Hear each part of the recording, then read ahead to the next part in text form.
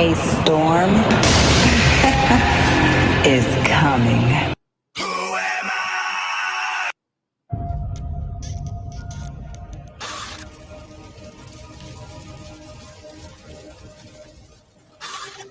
I thought I was staring back in my own deranged reflection.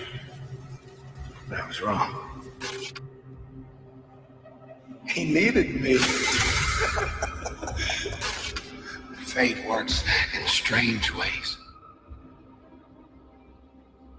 When one journey ends, another must begin.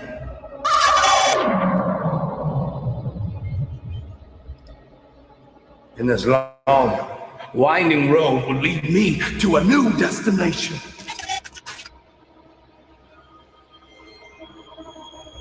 Have you heard the good news?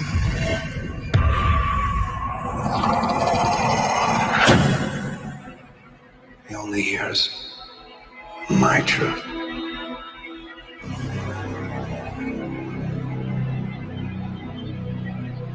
Fate works in strange ways.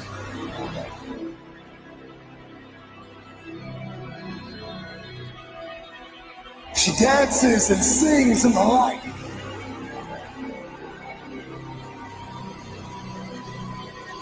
She lurks in the shadows, and she always gets her way.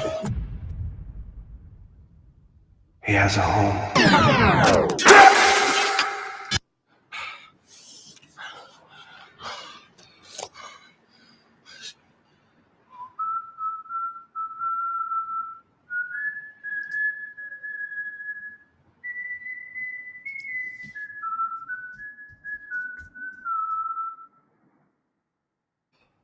Yo, lesson here, babe. You come at the king, you best not miss. Nigga,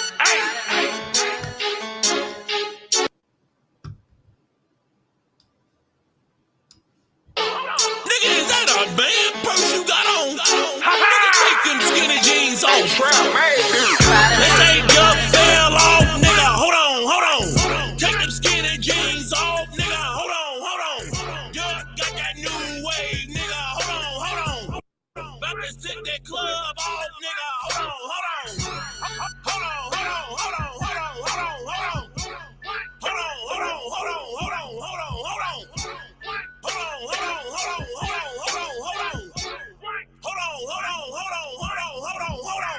Nigga say he run the streets, nigga. Hold on. Nigga got that swag pack, nigga. Hold on. Them ain't real Gucci shades, nigga. Hold on. Straight out that discount mall, nigga. Hold on. That ain't real ribbon hair, bitch. Hold on. Take them fake lashes off, bitch. Hold on. They done fucked up now, hold on. I'm a quack, tie your ass, man. Hold on. Hit your ass with that quacktism. Hold on. I ain't talking no baptism. Hold on. Still got that club rockin', nigga. Hold on. You say you got that good pussy, bitch. Hold on. They say Doug fell off, nigga. Hold on. Take them skinny jeans off, nigga. Hold on. Doug got that new wave, nigga. Hold on. About to sit that club off, nigga. Hold on.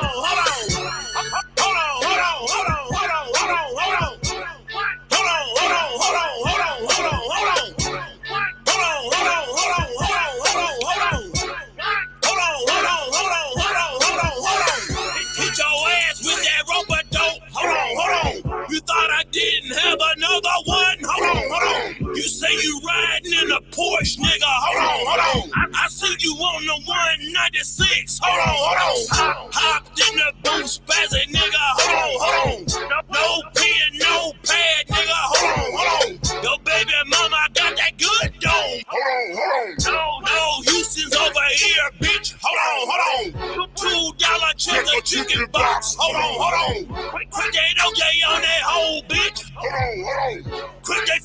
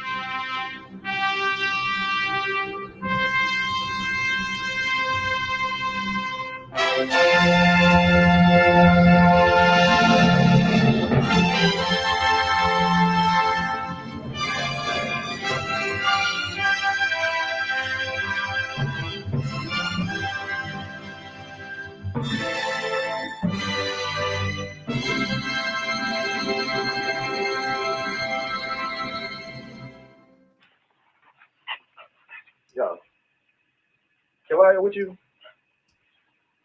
What? ACT, you see this? Look, if it ain't official Dana J, Levi for Kelly, or Prima Donna News, I don't even want to see it. Take the time. Look, you got some weed? I gotta get some. All right, hurry up. These and them here, everybody here, we waiting on you. All right. You know what's inside me? It's turkey, bro. Need a little excitement? Do a flip camp. New World Order wannabe says it's going Colonel.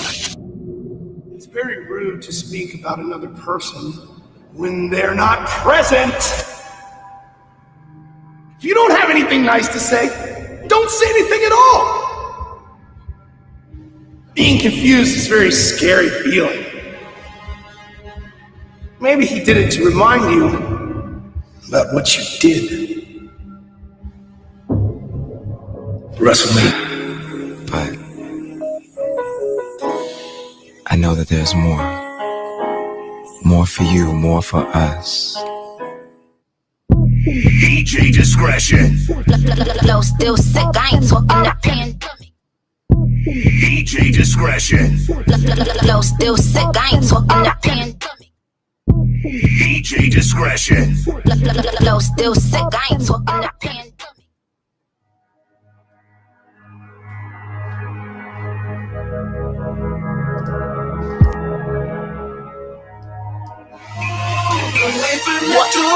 Say you love it, what you gonna do now? Hope you're ready, cause I'm really about to put it down. Girl, you know that I will never disrespect you. We love tomorrow, but tonight I wanna spank you. That ass, girl, gotta make it last now. Girl, I'm so thin, I'ma beat it up.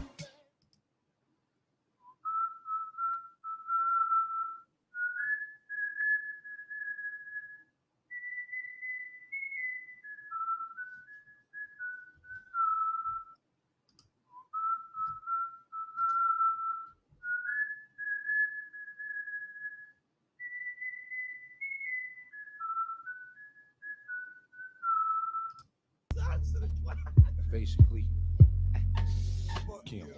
I came to bring the pain, hardcore from the brain. Let's go inside my astral plane, find out my mental, based on instrumental records. Hey, so I can write monumental methods. I'm not the king, but niggas is decaf. I stick 'em for the cream. Check it, just how deep can shit get? Deep as the abyss, and brothers is mad fish. Accept it in your cross color, clothes you crossed over. Think I totally crossed out and crisscrossed. Who the boss? Niggas get tossed to the side, and I'm the dark side of the force. Of course, it's the method. Man from the Wu-Tang Clan, I be hectic and coming for the headpiece, protect it. Fuck it, 2 tears in a bucket. Niggas want the ruckus, bustin' at me, bro. Now bust it. Styles, I guess buck wow. Method man on some shit, pulling niggas fouls. I'm sick, insane, crazy, driving Miss Daisy out of fucking mind. Now I got mine, I'm swayed. Is it real, son? Is it really real, son? Let me know it's real, son. If it's really real, something I can feel, son. Load it up and kill one. 24 deal, son. If it's really real. When I was a little stereo, I listened to some champion. I always wonder when I will be the number one. Yeah. Now you listen to the doggone, and the doggone son of rain. Any the doggone come just me. Me, I gonna lick out them brains. Brothers wanna hang with the meth, bring the rope. The only way you hang is by the neck, nigga. Rope off and set. Come into your projects, take it as a threat. Better yet, it's a promise. Coming from a vet on some old Vietnam shit. Nigga, you can bet your bottom dollar, hey, I bomb shit. And it's gonna get even worse for the God. It's the rule coming through, thinking niggas for they garment. Moving on your last outform, it's the meth. In the representing, call my name in your chest. You can come test, realize you're no contest. Son, I'm looking at when that old Wild West. Quick on the draw with my hands on the floor. 9 to 11 with the rugged rhymes galore. Check it cause I think not when this hip hop's like proper. Rhymes be the proof while I'm drinking 90 proof vodka. No OJ, no straw. When they give it to me, baby, give it to me raw. I learn. And when you drink absolute straight, it burns. Enough to get my chest hair as a burn. I don't need a chemical blow to pull a hoe. All I need is chemical bank to pay the rope.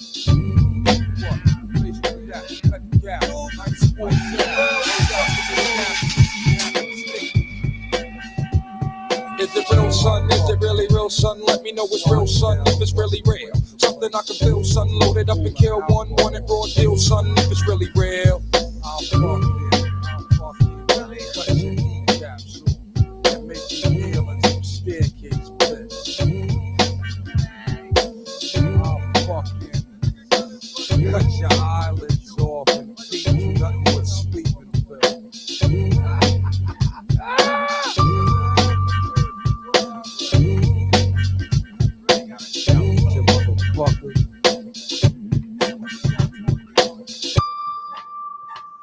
Fuck the hoe.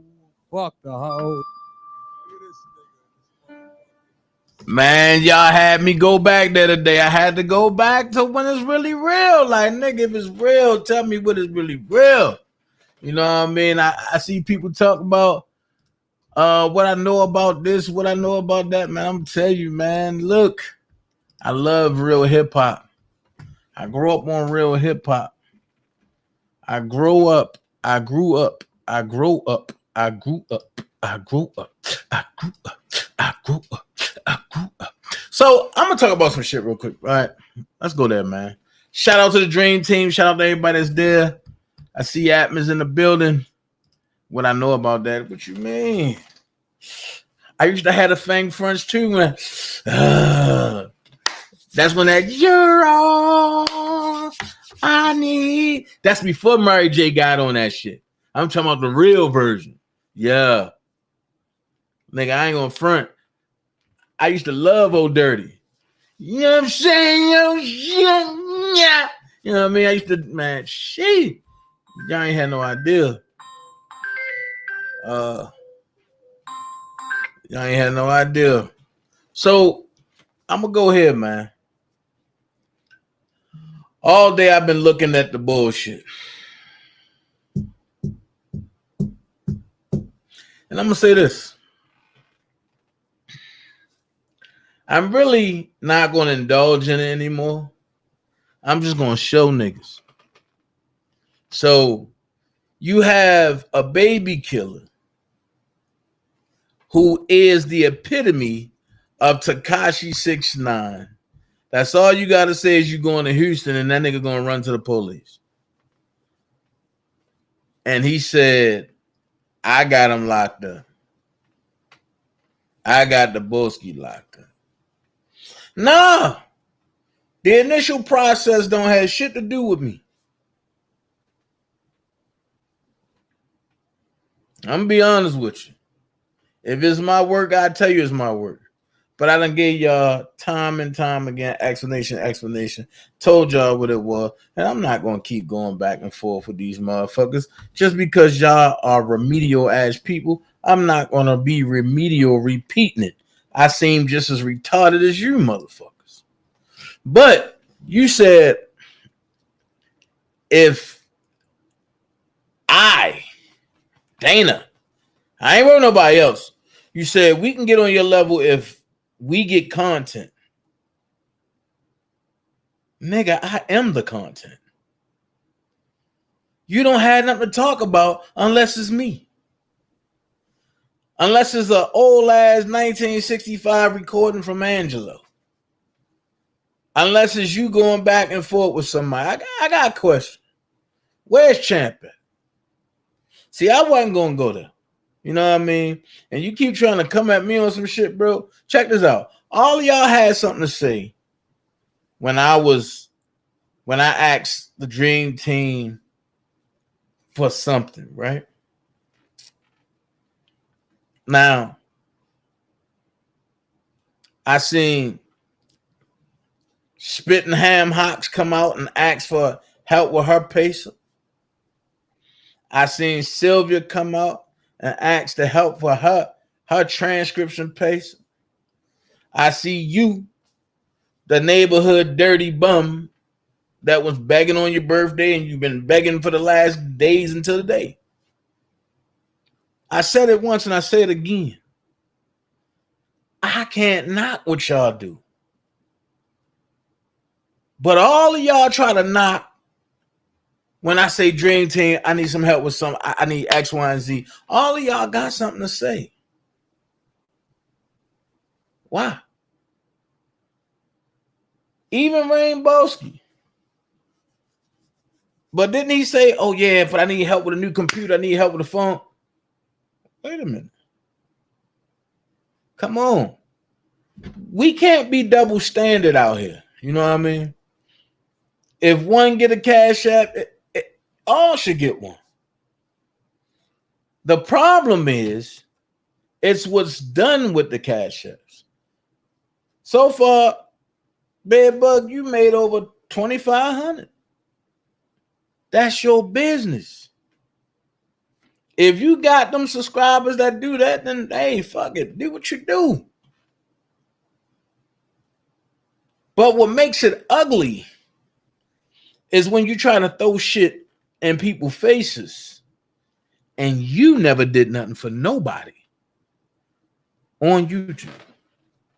I know you're going to say, shit, I did some shit. I sent some shit that I can recall the way you did it. You said, I need everybody to hit my Cash App. Better yet, no, gang that. It's so-and-so birthday. Y'all send it to her. Oh, so-and-so got something right. I want to bless her. So everybody send a Cash App to her. How's that blessing? Then I see Spitting Ham Hock. She share everything that her whole little crew do. Like, that's going to bother me. I laugh at that shit. Then you try to come at Prima Donna because she put a video of Blockbender saying that he know Rob is guilty. All of y'all have said that. But then when y'all seen how well the Cash App is for Robert Kelly versus everything else, y'all slither y'all asses back on the side. Now you see why I say I don't fuck with y'all.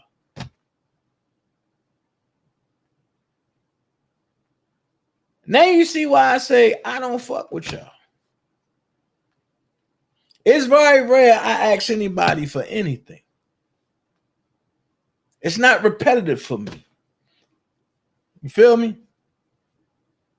It's not something that I feel happy to do. Actually, I got to be pushed to do it. Because I'd be like, nah, fuck it. I just sit this out. You know what I'm saying? But I want to keep it real with you.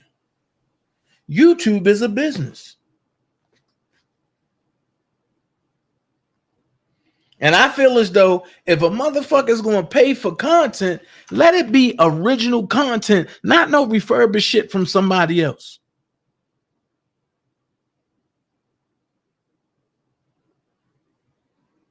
And RuPaul, I'm glad you came over and said that, but guess what?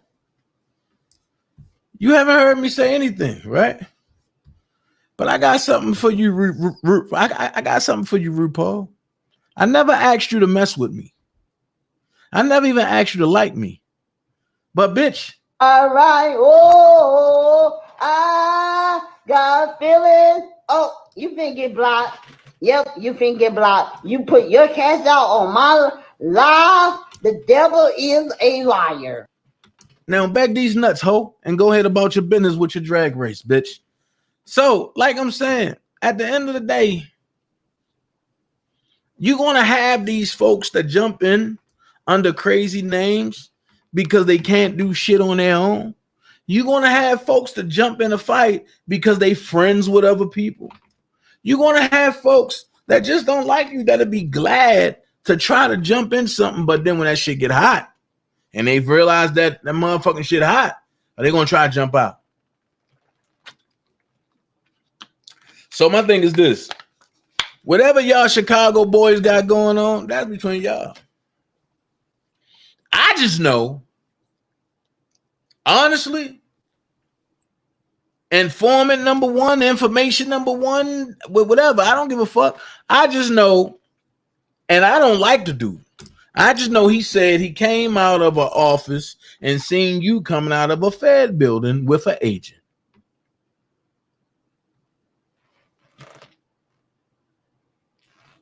And what make this shit funny is you get mad, but you never denied it.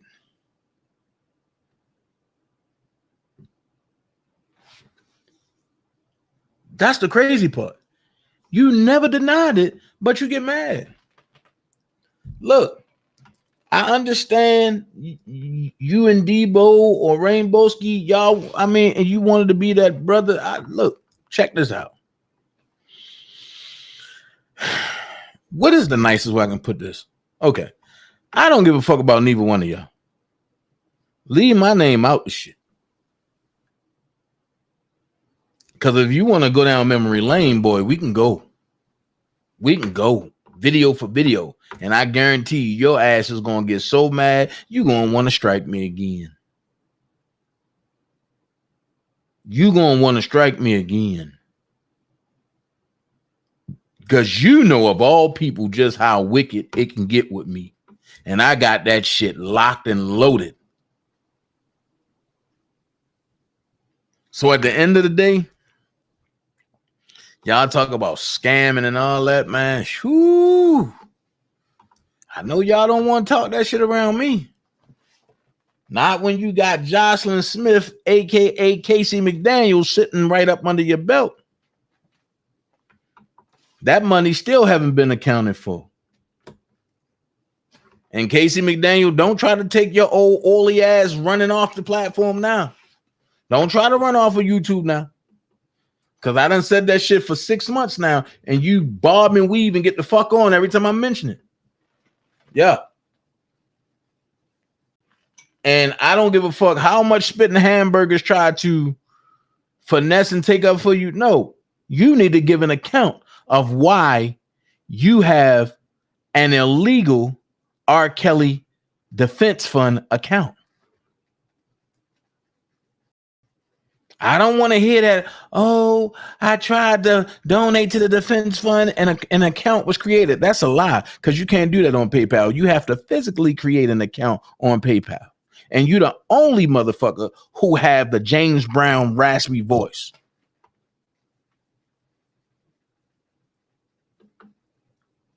So it is what it is. I want to know, where's the rest of the money that you gave to Bedbug? Because I know you took some and you gave him some. How much did you take? But you know what? But don't worry about it. Don't worry about it. Because I know you took part in that MA1 investigation shit on the defense fund. So I think it's only fair that I include that shit into what's coming down your way too. The storm is coming. How many times I got to keep saying it? The storm is coming. Next thing, LaTanya Walker. You can crack on me all day. You know what I mean? You can crack on me all day. But when you want to try to bring my mom into it, like, yo, I never disrespected none of your handicapped ass parents, man. I never did that. And I'm going to give you a hint. Don't talk about my mama, because I ain't talk about yours, because I don't know that man. Okay?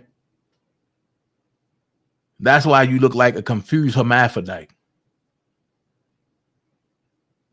I can joke all day. I can clown all day. I clown you because you look like that motherfucking born again Usher doll, bitch. I clown you. I didn't clown your mama, your father, your grandmama. I didn't clown none of that. But you want to come back with a two-page memoir talking about my mama, bitch. She this, she that, she this, she that. Yo. You quick to say that shit to a man, but when the hell got in your ass, you ain't had nothing to say, you mute bitch. You turned your phone down and then made it seem like you wanted to beef with somebody, but I couldn't nobody hear you. Stop playing, man. I watched that whole shit from a motherfucking all-you-can-eat buffet laughing when the hell gave you business. She made you shut the fuck up on somebody else's panel, but that wasn't even hers. So before you come at me with that slow, slim, limp shit, understand I'm not the one. Because I can definitely hit the hell up. And Lord knows for a little check, and the hell will embarrass you for 30 days straight. Now play with me. Miss, I got money, I got money, I got money. If you got money, you should have nodded your head real close with that toupee head, bitch. I bet you your ass can't do like this and that shit just stay still. Hell no. You hear like that bitch be like, I whip my hair back and forth, I whip my hair back and forth. Man, get the fuck on. Them motherfuckers talking about, oh yeah, his comeback's weak and this and this. Look, check this out. I was born with a lazy eye. But I wasn't born with a short ass leg and a lazy eye and a big ass gut, bitch. Ain't no respect over here today. Then I hear the lies that Rainbowski telling. Oh, I just put his baby mama picture up there. Then he read my baby mama. Stop lying, man. If you gonna tell it real, man. Y'all dox my baby mama. Y'all dox my mama. Y'all dox my brother and them talking about that's my son. And I doxed your ass back.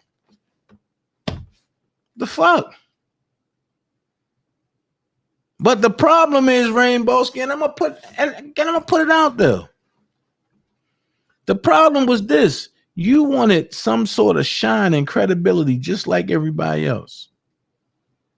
And when you stabbed me in my back for the third time on Choke No Joke channel, I backed away from you. Then we had little spats going back and forth. I heard the little slick shit you said, and I addressed you behind the scenes. And you wasn't what you trying to be now. But then you went too far when you harassed my son, mama, when you put my daughter and her mama up on the screen talking about, oh, he got them in a homeless shelter. You don't know the situation. Where was I at?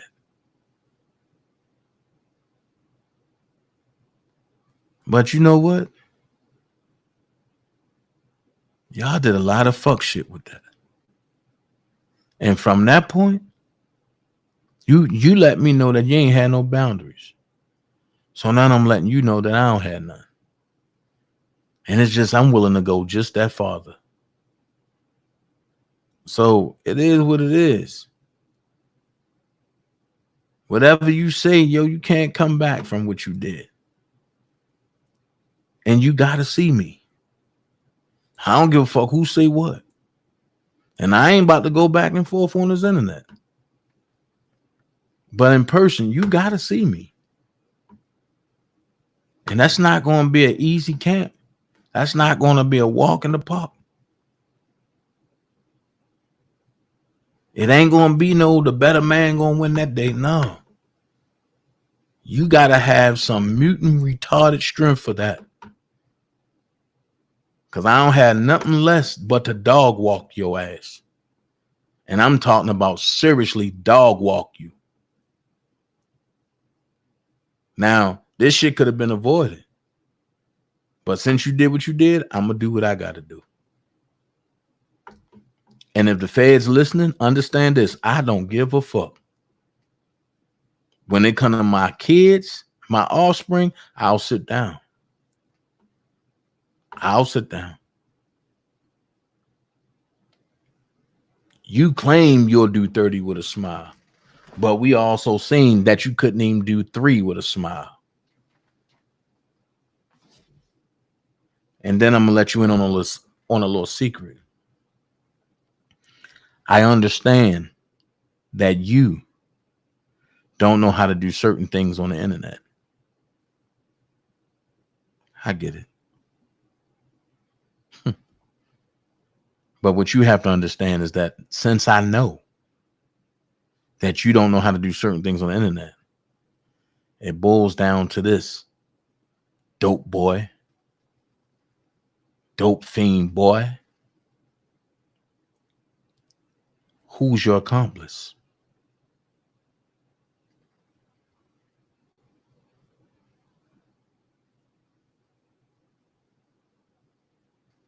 Who's your accomplice? And I'm going to leave that there. We'll find out real soon. There's only one way to skin you. There's not many ways to skin you. There's only one way to skin you. And I'm going to be the one to show you.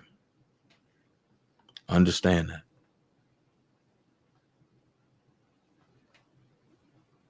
I'm going to be the one to show you how to skin a motherfucker.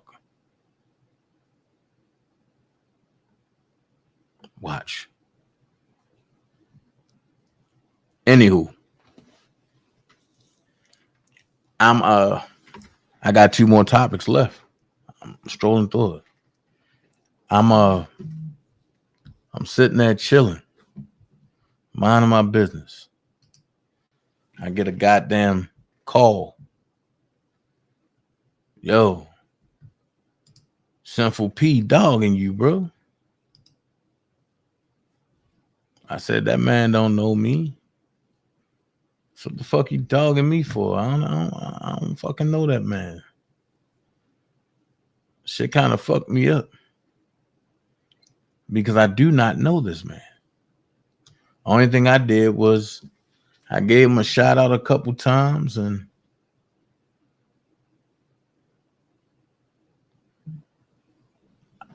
you know what I mean? I gave him a shout out a couple times, and I just left that shit there.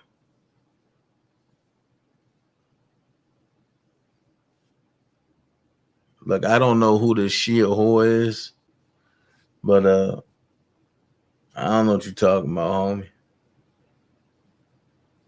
RuPaul, where's Christian Carter? Christian should be, matter of fact, Christian right now is at camp. I gotta ask you a question.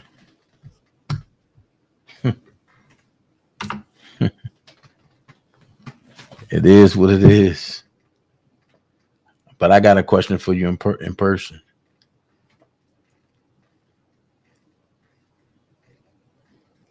Mm-hmm.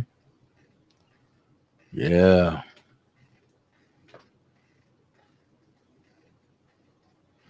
All of my fans coming in. You right, Nikki. And they here. You know what, Nikki M, I need 2 shirts made.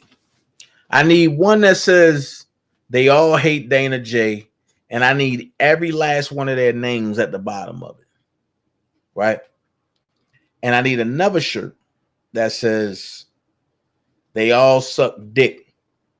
And in the back it say Dana's dick at will. And I need all their names on that. So I'm going to touch this real quick.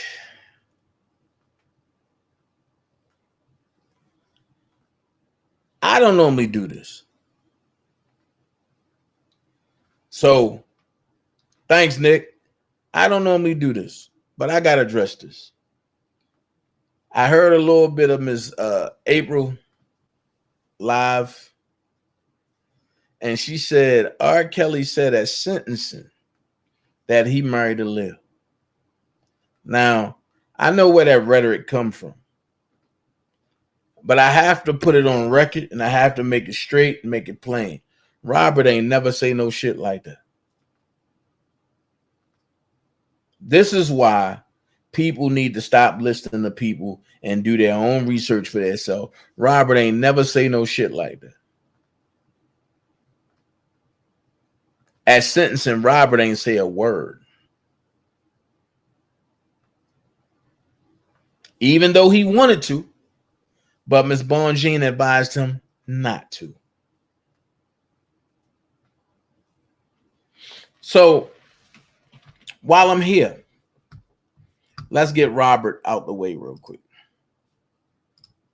because I got another topic I'm going to talk about, which is Sinful the P. Y'all don't want to miss that. So let's go here. For all of y'all that don't know, a lot of y'all should know already that Bonjean has officially put the appeal in for Robert Sylvester Kelly. Says United States District Court, Eastern District of New York, United States of America versus Robert Sylvester Kelly, also known as R. Kelly. Notice of appeal, 19 CR 286 AMD. The Honorable A&M Donnelly District Court Judge. It says notice is hereby giving that Robert Sylvester Kelly appeals to the United States Court of Appeals for the Second Circuit from the District Court's final judgment entered in this section. Entered on this in this action on June the 30th, 2022. Damn, Bonjean was mad. 2022. So the appeal is in, but what I didn't understand is, yes, the appeal is in. I have the sentencing report, which is right here.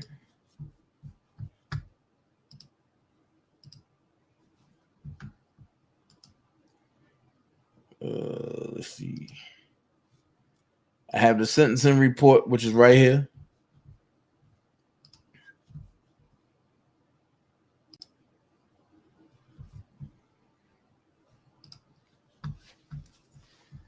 That's the sentencing report.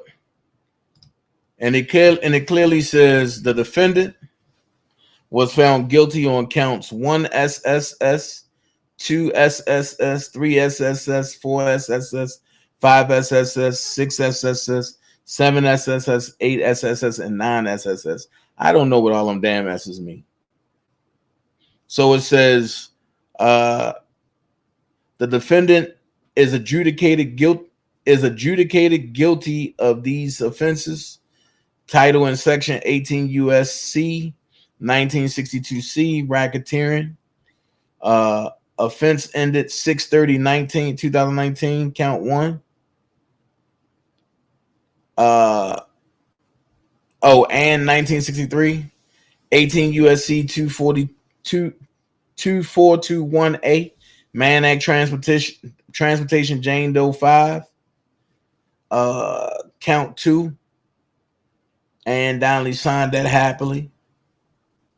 Additional counts of conviction. Mann Act coercion, count 3, count 4, count 5, count 6, 7, 8, and 9. Jane Doe 6, 6, 6, 6, 5, 5, 5. So this all Faith and Azriel, right? So Mann Act coercion and enticement, Mann Act coercion of minor, Mann Act transportation of minor, Mann Act transportation, Mann Act coercion and enticement, Mann Act transportation, Mann Act coercion and enticement. Now I'm gonna stop right there for a second. How can they have Mann Act coercion of a minor when she was 17? Mann Act transportation of a minor when she was 17. So here's my question. If she was 17, Jane Doe 5, she was legal. Let's keep it a buck. She was of age. So it says the defendant is hereby committed to the custody of the Federal Bureau of Prisons to be imprisoned for a total term of 360 months on count 1, 10 years on counts 2, 6, and 8. That's 10 years apiece. And 20 years on counts 3, 4, 5, and 7, and 9. All counts to run concurrently with a total of 130 years, 160 years, I'm sorry, a total of 160 years. But if they run concurrently, that means he only got to do whichever one took precedent, which will be count one, and that's 360 months, which is 30 years, plus 10 counts. I mean, plus 10 years apiece on 2, 6, and 8. 30 plus 30 is 60. And 20 years each on 3, 4, 5, 6, and 9. So that's 2, 4, 6, 8, 10. That's 160 years, like I said. But since they run but since they all run concurrently, that's only 30 years. So for every 3 years, if he was to do that whole time, and for every 3 years, it's 20 years, pretty much. That's what I was saying from the jump. People, no. So now let's go here.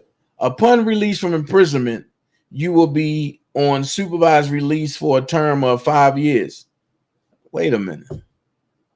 You want this man to do 30 years and do 5 years in prison? I mean, supervised release. God, come on, man. That's not even constitutional. That's not even constitutional. Mandatory conditions: you must not commit another federal, state, or local crime. You must not unlawfully possess or control a controlled substance. You must refrain from any unlawful use of a controlled substance. You must submit to 1 drug test within 15 days of release from imprisonment and at least 2 periodic drug tests thereafter as determined by the court. You must cooperate in the collection of DNA as directed by the probation officer. What? Oh my God. Standing conditions of supervision. As part of your supervised release, you must comply with the following standard conditions of supervision. These conditions are imposed because they establish the basic expectations for your behavior while on supervision and identify the minimum tools needed by probation officers to keep informed, report to the court about, and bring about improvements in your conduct and conditions. Wait a minute. What? 1, you must report to the probation officer in the federal judicial district. In the federal judicial district where you are authorized to reside within 72 hours of your release from imprisonment, unless the probation officer instructs you to report to a different probation officer or within office or within a different time frame. After initially reporting to the probation office, you will receive instructions from the court on the probation officer about how and when you must report to the probation officer. And you must report to the probation officer as instructed. You must not knowingly leave the federal judicial district where you are authorized to reside without first getting permission from the court or the probation officer. You must answer truthfully the questions asked about your probation officer. You must live at a place approved by the probation officer. If you plan to change where you live or anything about your living arrangements, such as the people you live with, you must notify the probation officer at least 10 days before the change.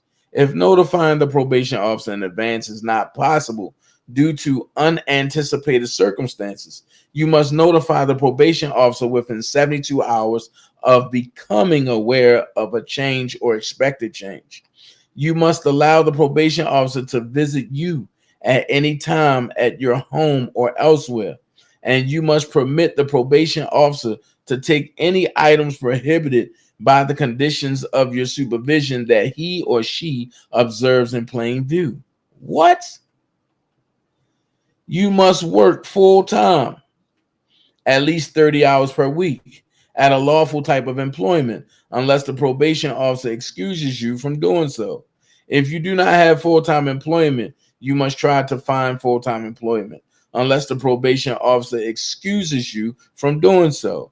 If you plan to change where you work or anything about your work, such as your position or your job responsibilities. You must notify the probation officer at least 10 days before the change. If notifying the probation officer at least 10 days in advance is not possible due to unanticipated circumstances, you must notify the probation officer within 72 hours of becoming aware of a change or expected change.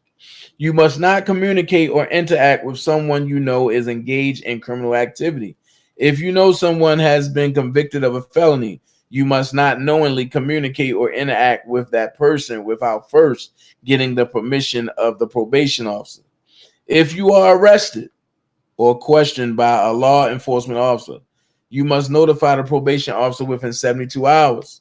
You must not own, possess, or have access to a firearm, ammunition, destructive device, or dangerous weapon, i.e., anything that was designed or was modified for the specific purpose of causing bodily injury or death to another person, such as nunchuckers or taser. You must not act.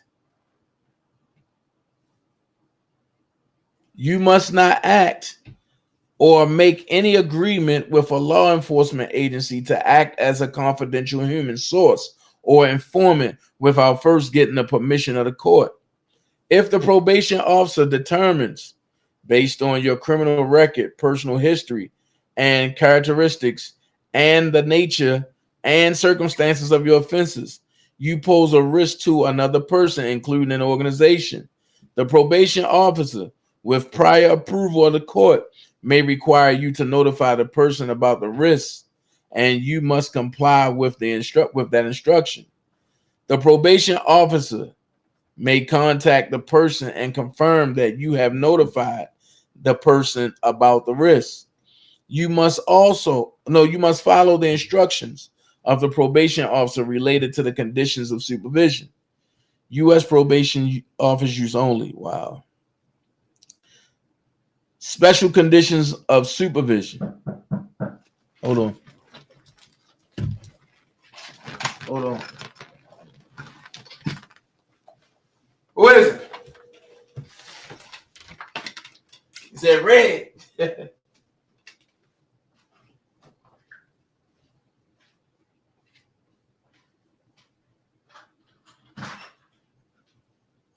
Look, bro. Man. What? Somebody stole the wetback off the back of my truck. Did it? Yeah. Man, go to that bathroom and look at how wet that joint is. Just step on both roads.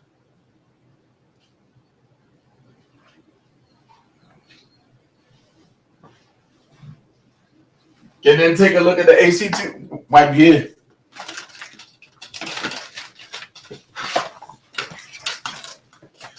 Cool. My bad. It's always good to have a.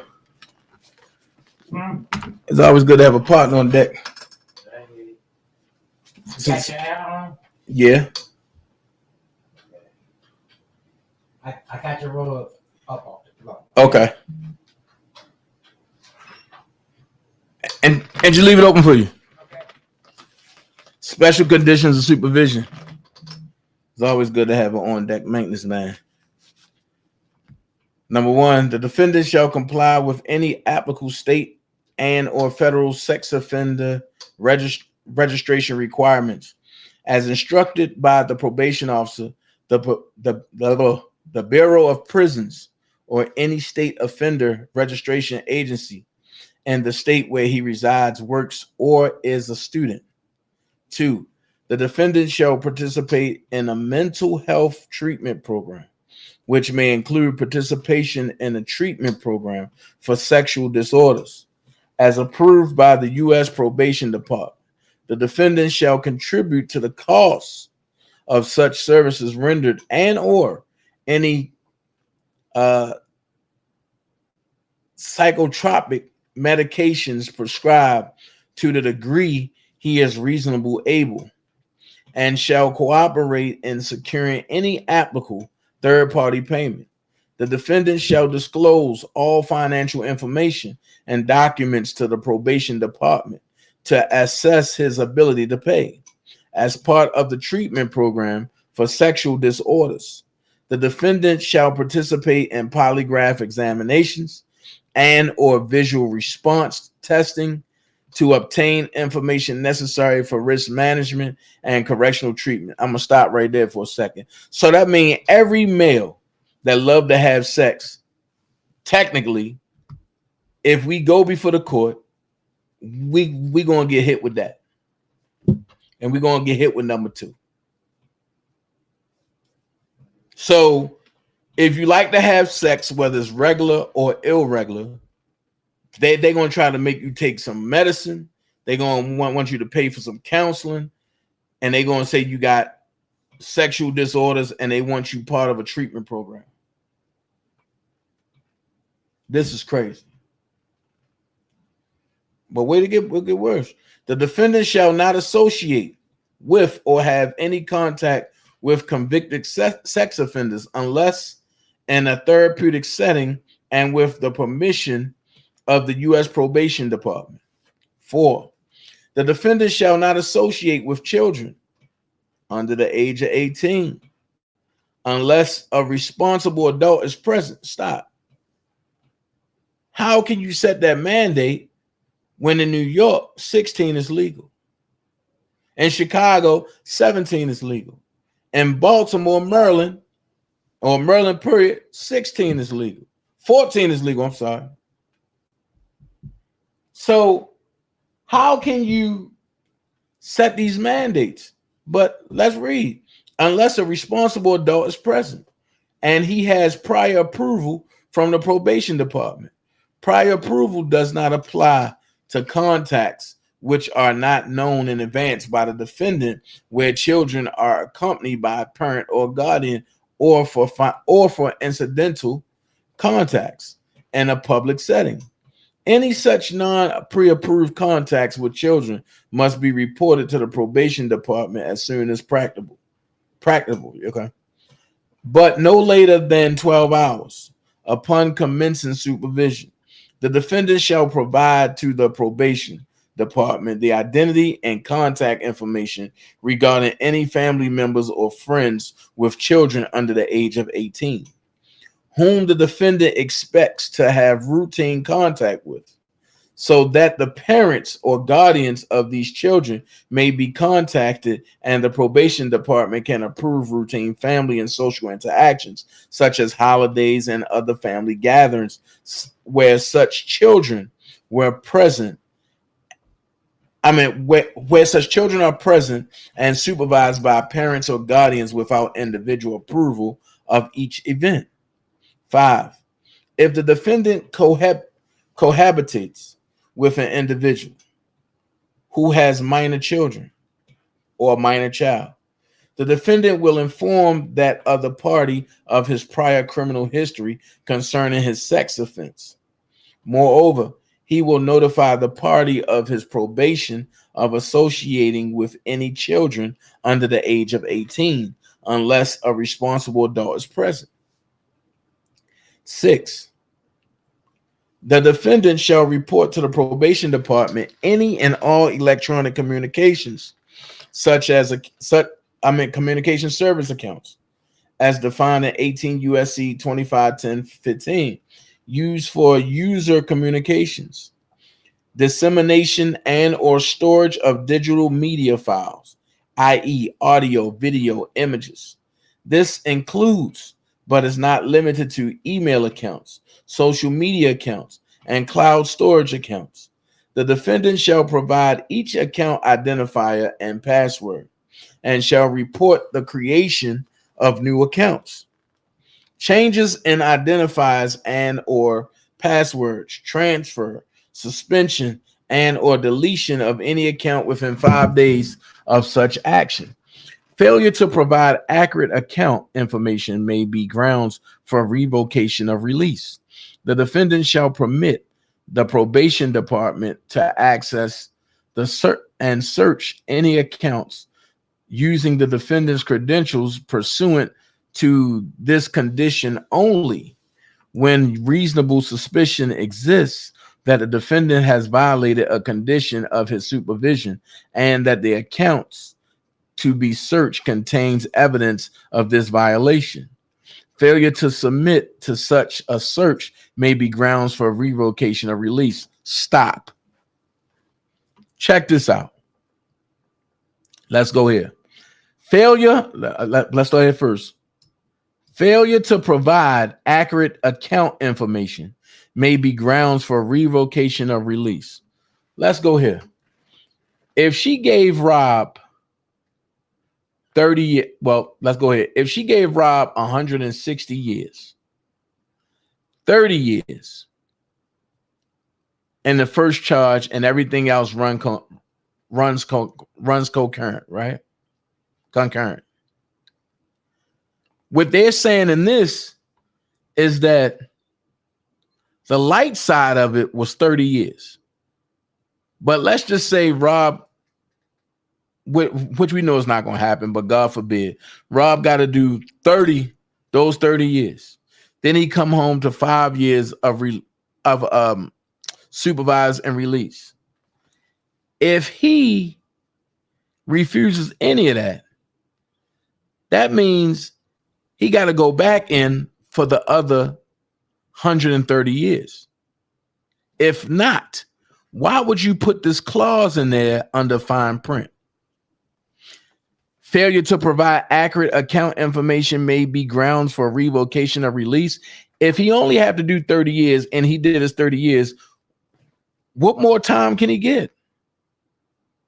Unless that 30 years was the light side of it. And if he just declines to do all that, y'all gonna send him back for the other 130 years. See, the government think they slick. And then, just to be honest, they put it in there again. They said, the defendant shall permit the probation department to access and search any accounts using the defendant's credentials pursuant to this condition only when reasonable suspicion exists that the defendant has violated a condition of his supervision and that the accounts to be searched contains evidence of this violation. Failure to submit to such a search may be grounds for what? Revocation of release. How is it revocation of release if he already did his 30 and then he home? This is what people is not paying attention to. Some folks say, oh, I knew that he was going to get 30. He didn't get 30. Technically, he got 160. He just have to do 30. If this don't get overturned, he have to do 30. But technically, he got 160, and I counted it out for you. So when people were saying, Dane ain't know what he's talking about, okay, I just counted it out for you. Now, do you know what you're talking about? I told you I was there. And I was confused. Because I was like, wait a minute. I know I counted 160, and I'm good with counting. That's why I had to ask, what does that mean when they say it runs concurrent? 7, the defendant shall submit his person.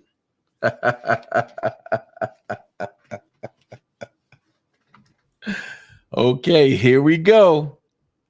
Here we go. Hold on for a second, because I got to get something out for y'all. I keep telling y'all they going to play. And when they play, they got to assume some shit. So I'm glad that Ms. Bonjean is appealing this, because when you realize who a person is or what a person is, you're going to be like, hold up, wait a minute. That's not me. Yeah, that's not you. Or is it you? So when you have when you have idiots on here talking about, oh, you don't pay child support, you don't this and this and this and this, man, I don't go through an agency, and the agency don't dictate what I do. I don't fuck with debt collectors. If you're a third party debt collector, I don't want nothing to do with you. I can't even talk to you, honestly. And if I do entertain you, but that means I'm living in the public and the private, which is offensive, and I can go to jail for that.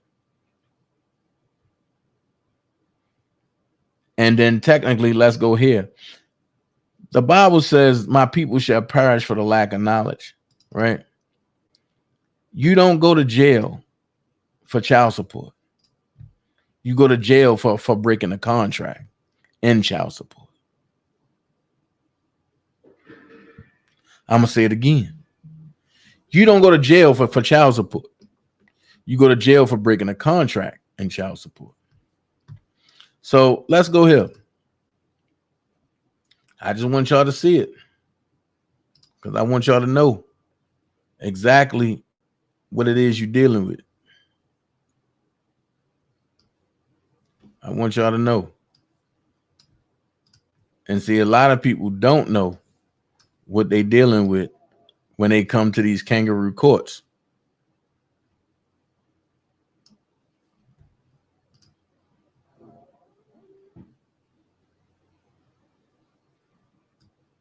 There you go.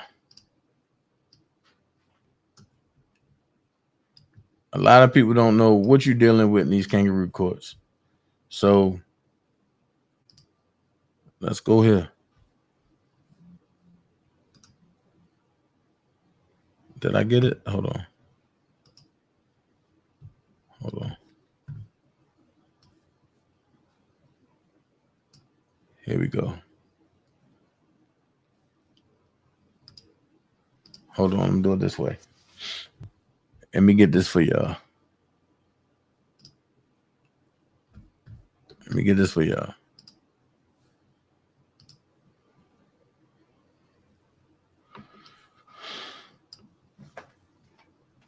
Now you seen what it say person, right? This is what people got to realize. You are a man. And you see how it's listed? Capital J, lowercase everything else. That's the way you are. You were created by the divine, which is whatever God you believe in. You are living. You are living. You are breathing. You are a breathing being. You are under divine law. You are under divine jurisdiction. You are a free man or a free woman. You live in the private and not the public. You are non-fiction, which means that you are a real person and you are guided by the spirit of whoever you believe in. A person, John Doe, which is a corporate entity. You were created by the state. You are a dead entity. You are under codes and acts. You are also under government jurisdiction. You are 14th Amendment slave. You live in a public and you're a fictional person. You're also possessed by the entity. That's why they just said he need to turn in his person. If you think I'm lying, watch this. Here we go. Here we go. I'm going to do it just for y'all. Do it just for y'all. Check it out. Right here. Number 7. The defendant shall submit his person. The defendant shall submit his person. If you are a living being and wasn't created by the state, how can you submit your person? A man can't submit, but a person can. A woman cannot submit, but a person can. And what I tell you how the government play, they play on words. Words are power. They also give you something called legal ease. Nobody challenged Rob's situation, and I understand why they never challenged the spelling of the name. I understand why, because he was already under government jurisdiction when he signed Greenberg into account. Okay, that was his first lawyer. So it says the defendant shall submit his person, property, house, residence, vehicle, papers, computers, as defined in 18 USC 1030 EN 1. Stop. I got a question to ask y'all real quick. How can you put a person in the same sentence with property, house, resident, vehicle, papers, computers? Ask yourself this question. Do that even sound right? Ask yourself that question. Do it even sound right? Then it says other electronic communications or data storage devices or media or office to a search conducted by the United States probation officer. Failure to submit to a search may be grounds for revocation of release. Here we go with that clause again. The defendant shall warn any other occupants that the premises may be subject to searches pursuant to his condition. Any officer may conduct a search pursuant to this condition only when reasonable suspicion exists that the defendant has violated a condition of his supervision and that the areas to be searched contain evidence of this violation. Any search must be conducted at a reasonable time and in a reasonable manner. Make that make sense. Make that make sense.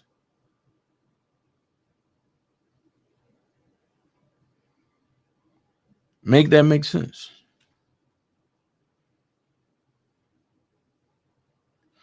8, the defendant is not to use a computer, internet capable device, which is a phone, or similar electronic device to access any visual depiction.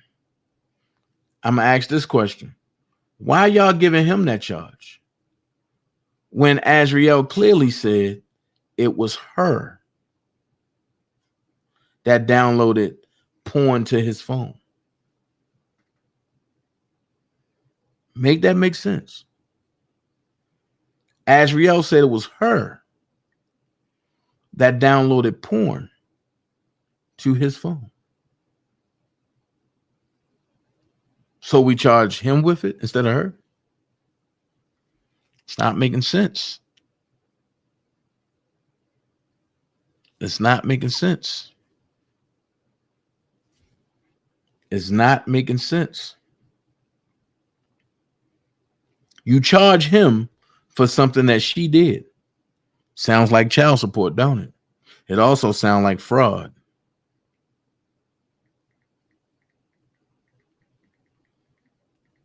It also sounds like fraud. That's cool. I'm not worried about dude posting nothing that I put up. Because at the end of the day, I mean everything I say. I'm a father first. So it is what it is. And if anybody don't understand that, then I don't know what to say. I'm a father first. So before any of that craziness take place, I'm a father first. He should have thought about that when he did what he did with my kids. Now I'm back to what we was talking about. 8, the defendant is not to, okay, I said all that. Okay, including any photograph, film, video, picture, or computer generated image or picture, whether made or produced by electronic, mechanical, and or other means of sexually explicit conduct. The defendant shall also not use a computer, internet capable device, or similar electronic device to view images of naked children. What? You putting in stuff that don't even apply to him. The defendant shall not use his computer to view sexually explicit conduct or visual depictions of naked children stored on related computer media, such as CDs or DVDs, and shall not communicate via his computer with any individual or group who promotes the sexual abuse of children. I got a feeling we're going to see this paragraph in Chicago.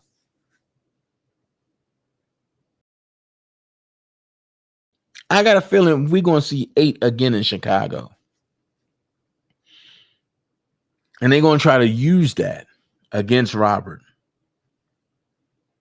The defendant shall cooperate with the United States Probation Office's Computer and Internet Management Monitoring CIMP program. Cooperation shall include, but not limited to, identifying computer systems as defined in 18 USC 1030E1, internet-capable devices, and or any electronic media capable of data storage the defendant has access to, allowing an initial examination of the devices and installation of monitoring software hardware on the devices. At the defendant's expense, the monitoring software hardware is authorized to capture and analyze all data processed by and or contained on the device, including the geolocation of the device. The probation office may access the device and or data captured by the monitoring software hardware at any time with or without suspicion that the defendant has violated the conditions of supervision. The defendant may be limited to possessing only one personal internet capable device. Stop. Since you want to give Rob this, right? And I'm glad dude has tagged y'all into this Homeland Security. How about y'all do the same thing when it come to him? I'm talking about Christopher Gunn. How about y'all scan all of his devices at everything he do? Because child porn is serious. I see y'all trying to give Rob the child porn thing, but y'all want to overlook Christopher Gunn. No, Christopher Gunn is also a child predator. And I'll go in public and say it. And I said it in a text, and I'll say it openly. If you need me to testify against him after all the evidence I sent in on him doing child porn, I will do it. I love my offspring more than anything. So yes, there you have it. Then it says the defendant may be limited to possessing. Jesus Christ. The defendant may be limited to possessing only one personal internet capable device to facilitate the probation's office ability to effectively manage or monitor the device. The defendant shall also permit seizure and removal of computer systems, internet capable devices.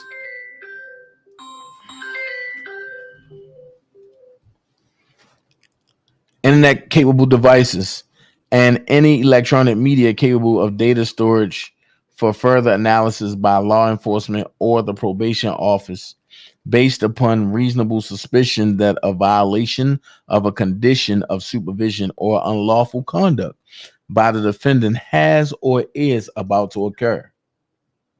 Failure to comply with the monitoring, seizure, and or search of any computer systems, internet capable devices, and any electronic media capable of data storage may result in adverse action such as sanctions and or revocation.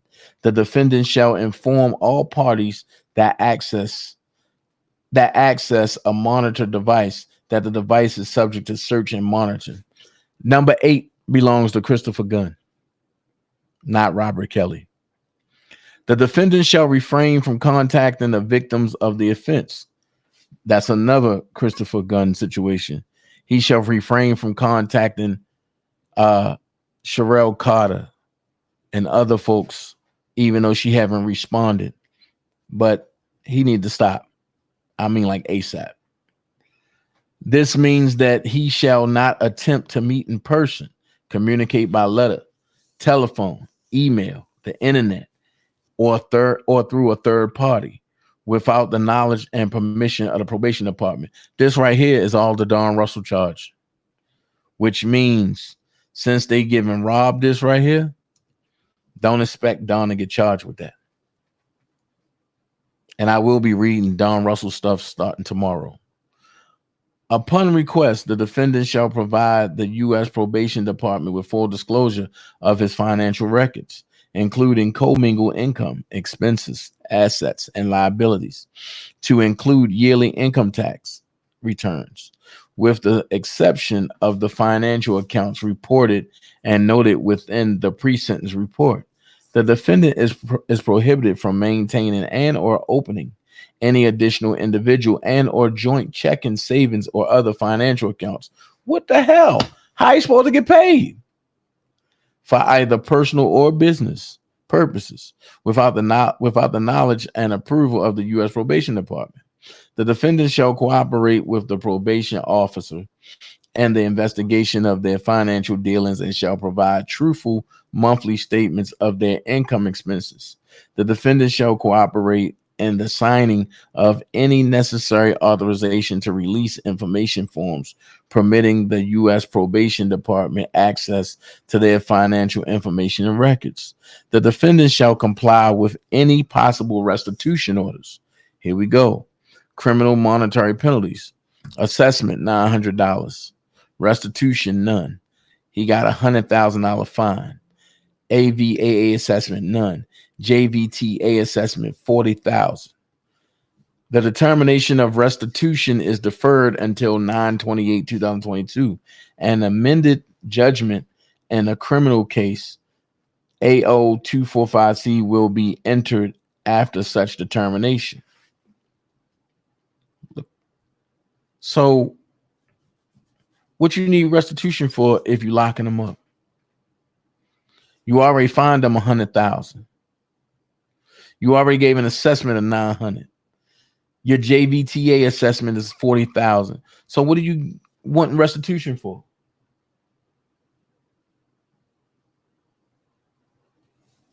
What is the restitution for?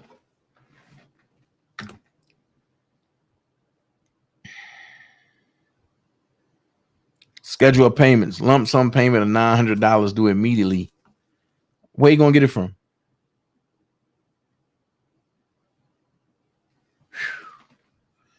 So, with that being said, right? With that being said, let's go here. And I must go here. Y'all heard me say everything that Ann Donnelly did was unconstitutional, right? Okay. So now that y'all heard me say that, I want y'all to understand where I get it from. Because some people don't believe in facts. So let's give facts. You see what it say? The law of the land. The general misconception is that any statute passed by legislators bearing the appearance of law constitutes the law of the land. The U.S. Constitution is the supreme law of the land, and any statute to be valid must be in agreement with the Constitution. It is impossible. It is impossible for a law which violates the Constitution to be valid. This is secondly stated as follows: all laws which are repugnant to the Constitution are null and void. If Midas was in here, he probably would have hit the ceiling. And what up, ATB? And what's going on, ATB? Look, all laws which are repugnant to the Constitution are null and void. What you mean, Dana? Child support, the way it's done, is null and void. You have to agree to terms of a child support agreement, which is totally unconstitutional. But I'm gonna give y'all something from a lawyer point of view, from a federal mitigating lawyer. Okay, check this out.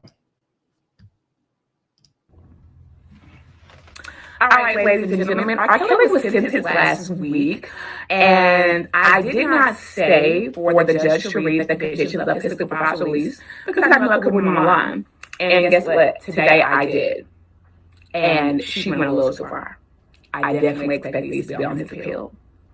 So let's get straight to it. So he has 5 years of supervised release once he is finished with his federal sentence. Supervised release is, we call it probation. He has 5 years of it. So there are standard conditions of supervised release, which every defendant gets, and then there are special conditions of supervised release, and those are what I disagree, Charlotte. So the first one that she gave was he has to comply with, sex offender registration, which I completely understand. Now let me back up. The special conditions, they have to be tied to or related to the offense that he is convicted of, or the offense is, and that's why they are special. So I saw a couple of stories about him having to do the sex offender registration and that him having to do mental health treatment and sex therapy. I saw that. But every one of those stories that I thought skipped over so many things that are important. So he has to do sex offender registration, and then he has to participate in mental health program for sexual, that may include treatment for sexual disorders. The problem is that you're going to put him in jail for 22 years effectively. That's with good time credit, all that good stuff. And then once he's released, make him go get treatment. That's ass backwards.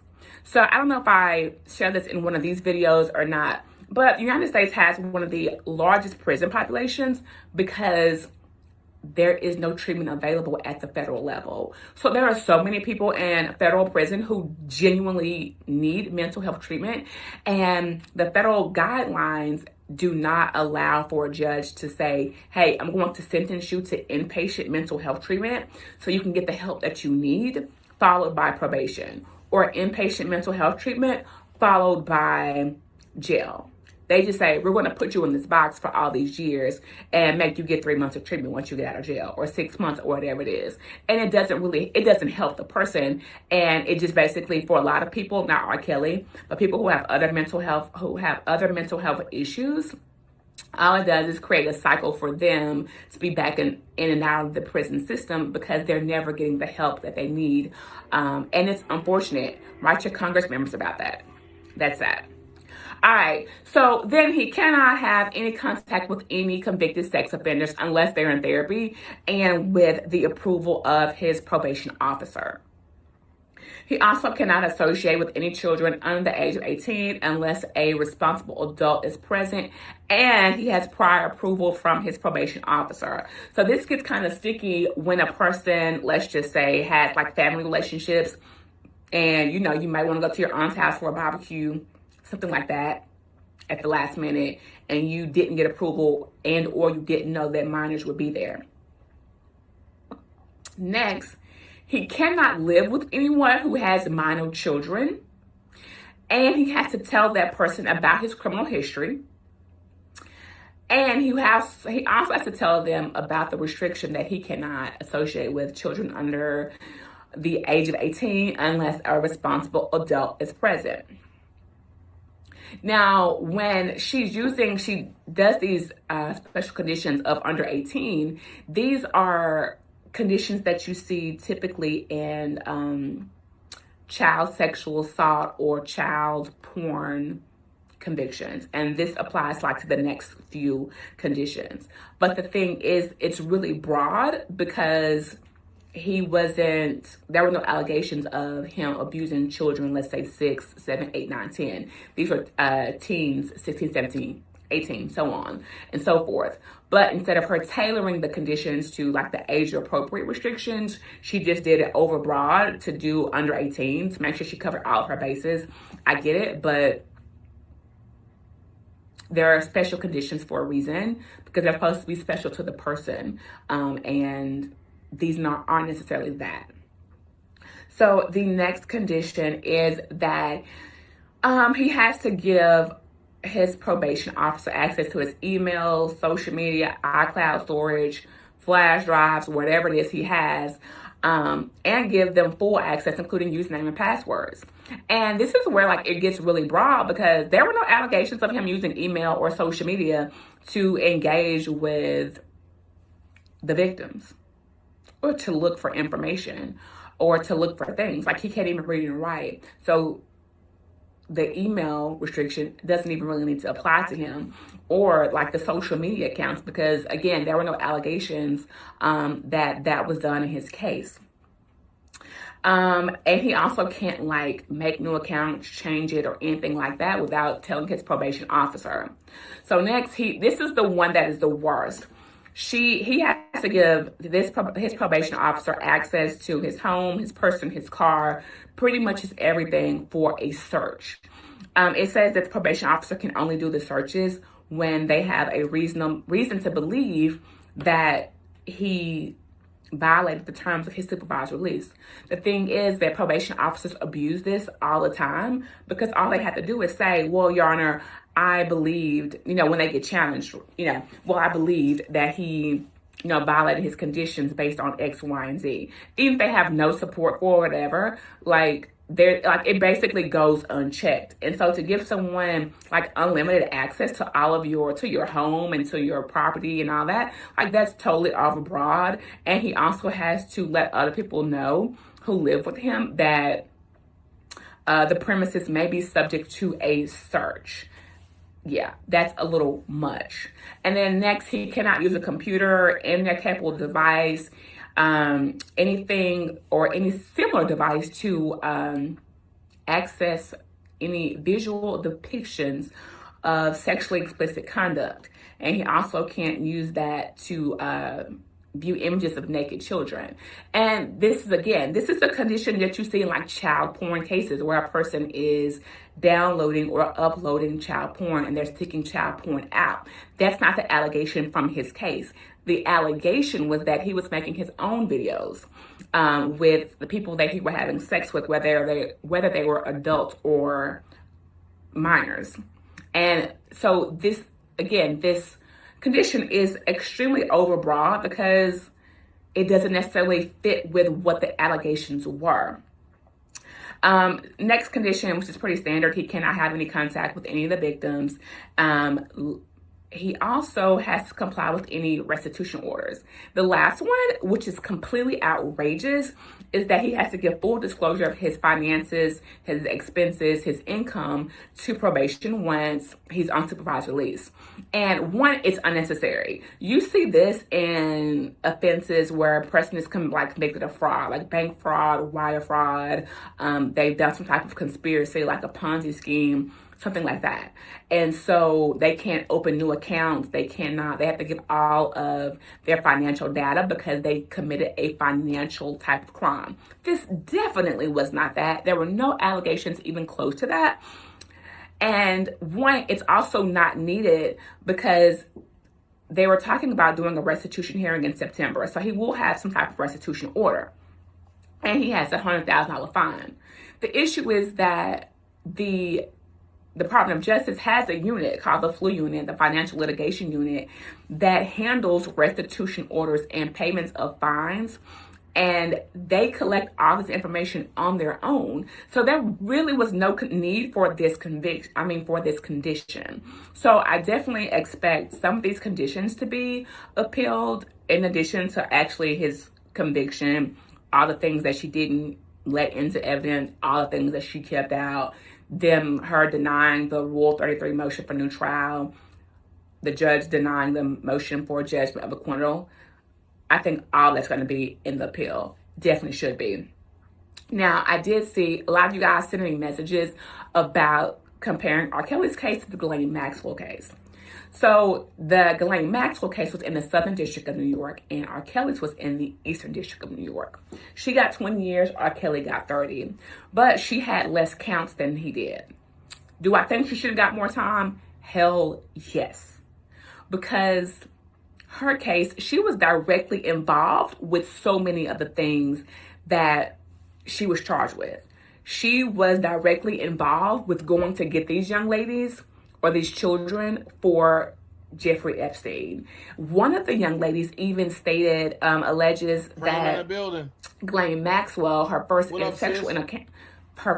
sexual encounter with Jeffrey Epstein was also with Ghislaine Maxwell, and Ghislaine Maxwell looked to enjoy it. So some of these conditions to be appealed, in addition to actually his conviction, all the things that she didn't let into evidence, all the things that she kept out, her denying the Rule 33 motion for new trial, the judge denying the motion for judgment of acquittal.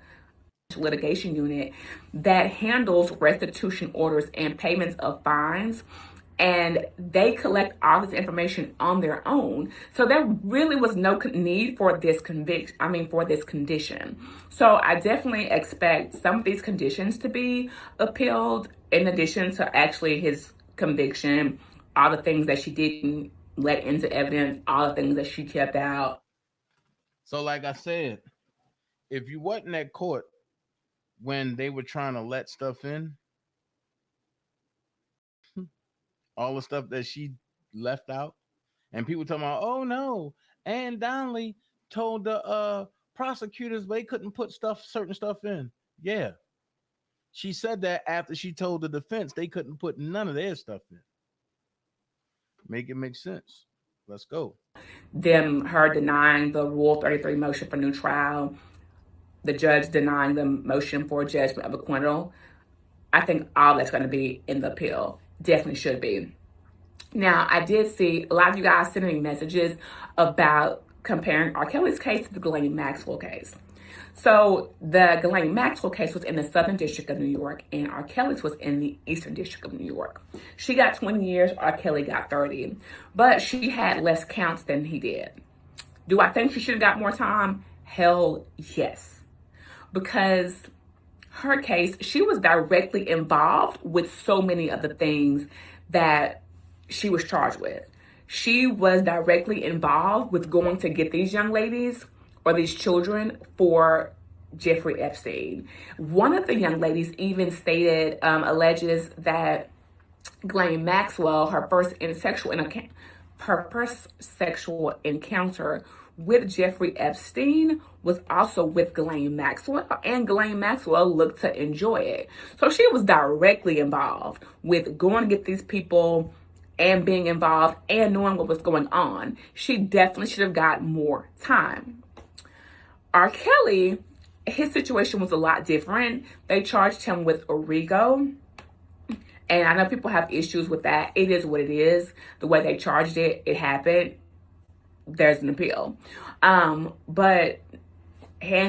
were so many holes in his case that I think she should have got more time. I'm not going to lie. One thing that I can say about both of the cases is that neither of them had a true defense. Neither. Like, their defense was attack the witnesses.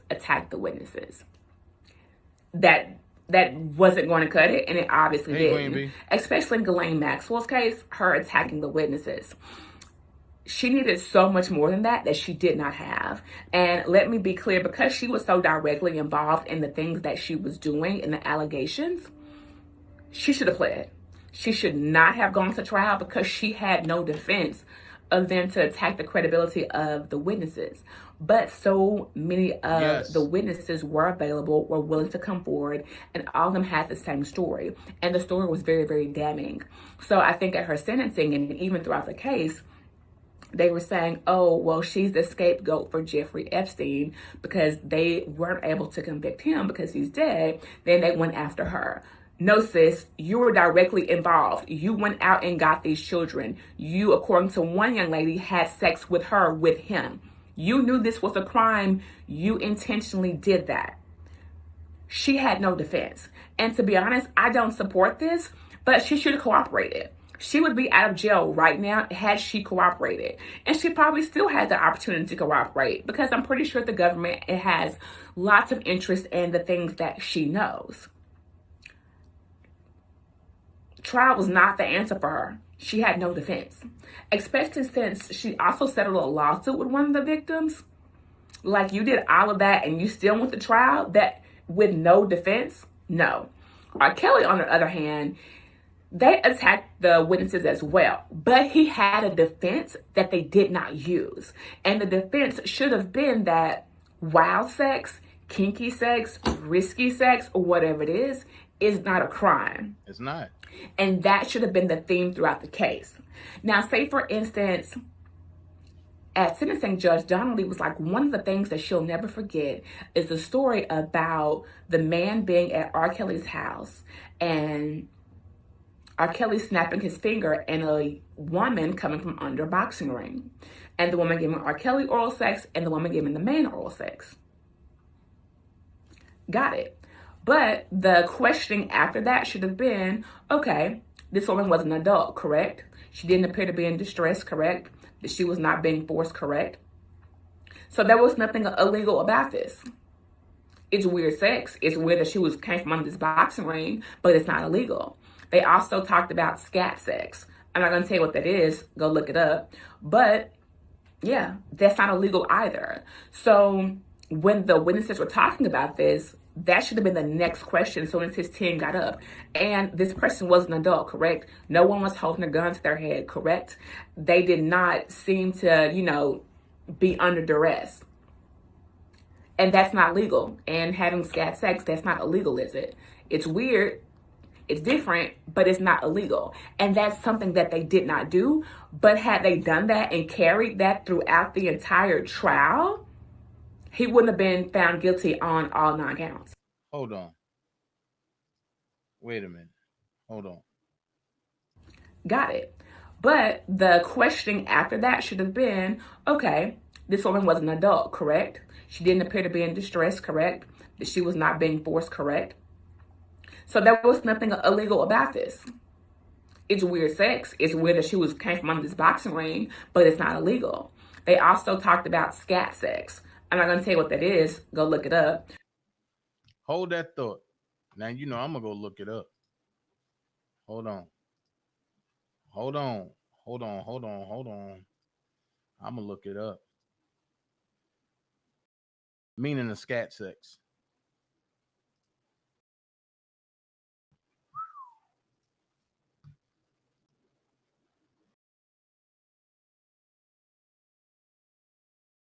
Scat sex mean and sexual fetishism.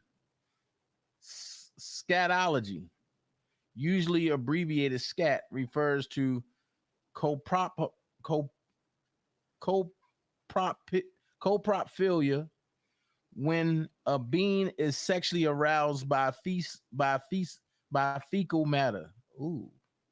Whether in the use of feces in various sexual acts, watching someone defecating, or simply seeing the feces. Enter subcultures and sexuality are devoted to this fetish.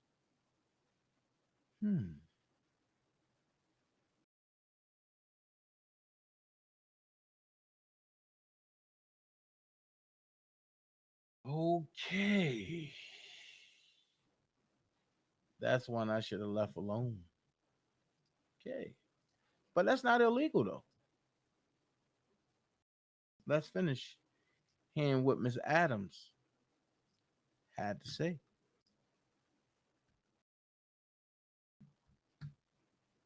But yeah, that's not illegal either. So when the witnesses were talking about this, that should have been the next question as soon as his team got up. And this person was an adult, correct? No one was holding a gun to their head, correct? They did not seem to, be under duress. And that's not legal. And having scat sex, that's not illegal, is it? It's weird.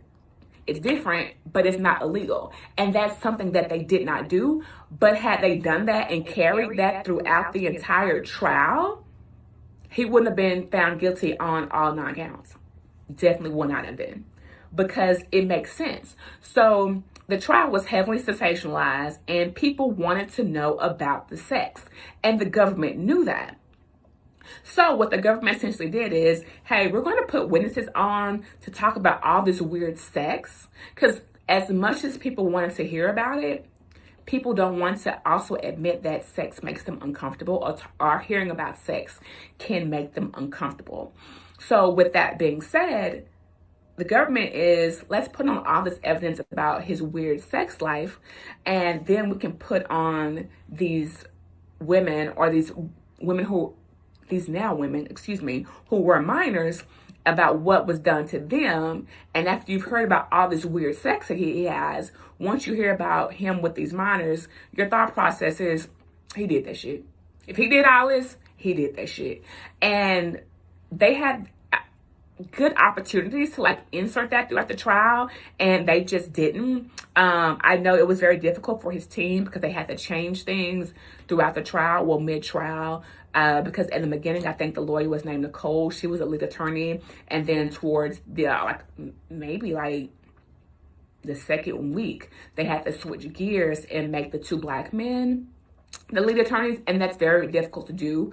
And not only that, you could tell like his trial team just did not have good chemistry with one another, and that's just what it is.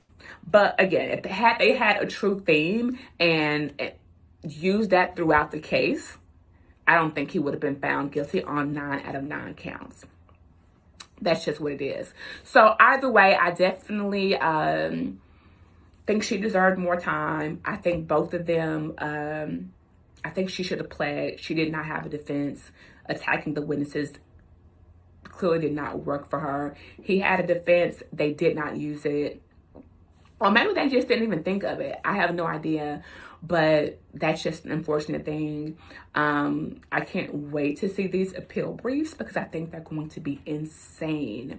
And one, very long. Each appeal circuit has their rules about how long a brief can be. And man, I think they are going to use the page limit or ask for additional page limitations. So that's that. On another random note, I am going to start a TikTok series called Why the American Justice System is a Scam. It's not going to be about R. Kelly. It's going to be about all these things that people encounter in the criminal justice system that really don't help, and they really are a scam. So follow me on TikTok, Timmy Adams. Whoa. Whoa. The justice system is a scam.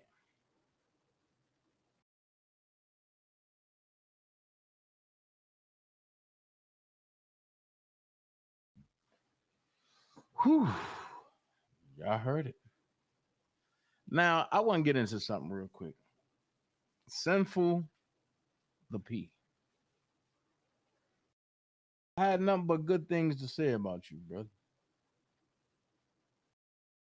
I don't know you. I never seen your face until today. But I get it. You going back and forth with niggas you was cool with. You going back and forth with Bedbug and the Boski, Rainbowski. So you're talking about everybody. You mentioned Sylvia, but then you got to me and you said some real fucked up shit. And before I really unleash the gauntlet on you, which I'm going to hit and quit, I'm not even going to spend much time on it. I want the people to hear the fucked up shit you said about me. Because a lot of Dream Team members come over there to support you. Now, mind you, I shouted this nigga out. This the second time he said some fucked up shit about me. But I want y'all to listen to this. She still ain't getting fucked. I'm talking about I could have did 30 years in prison. And she like, come on, let me suck your dick at least. No, I'm cool.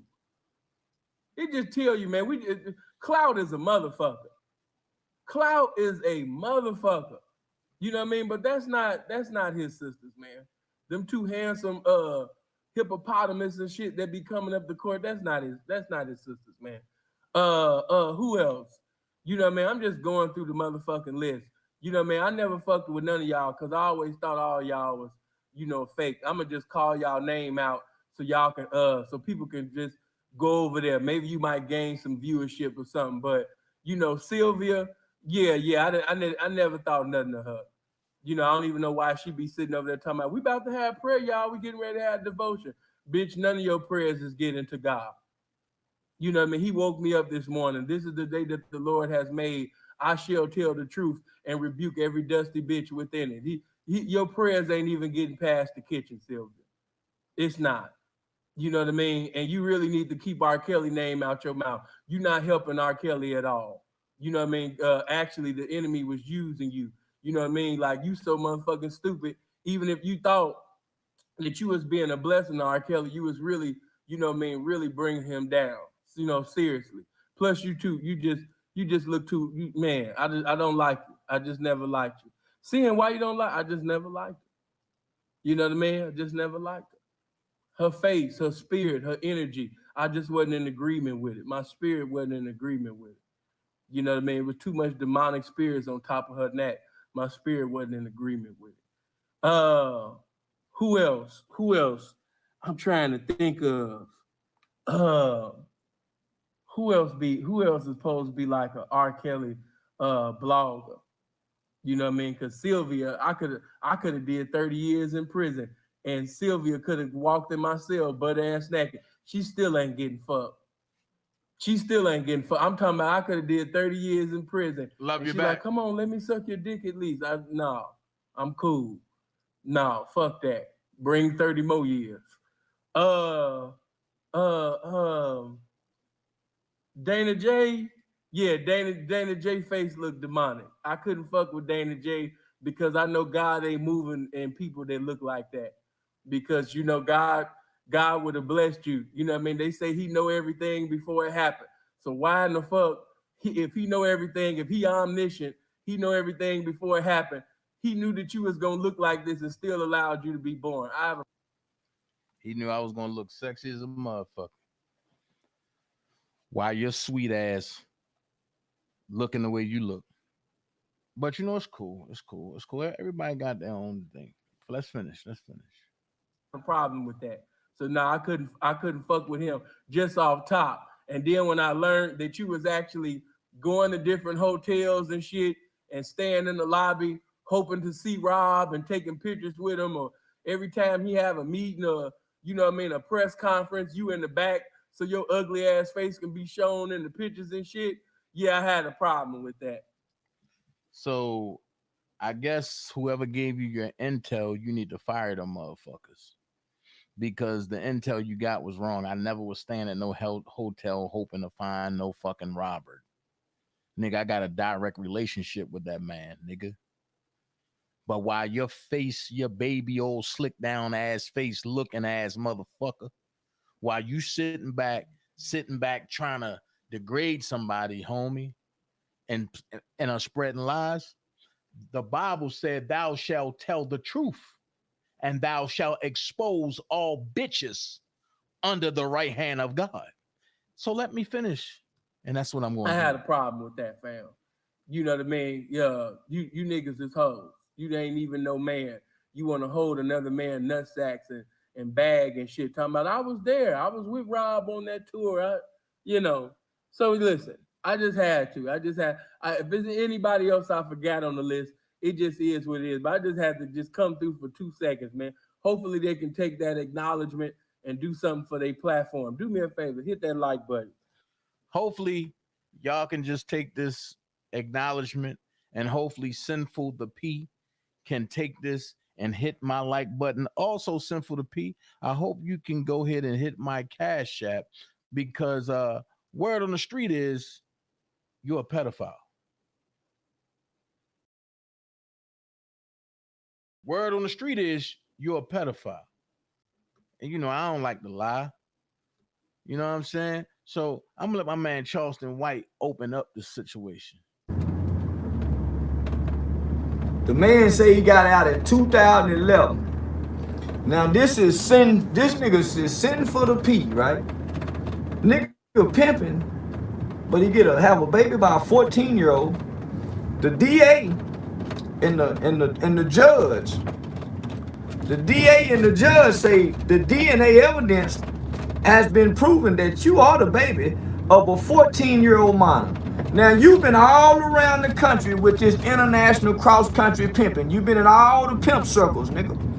How this happened? How did such a foul mistake? Now, 14-year-old. I got a 13-year-old daughter.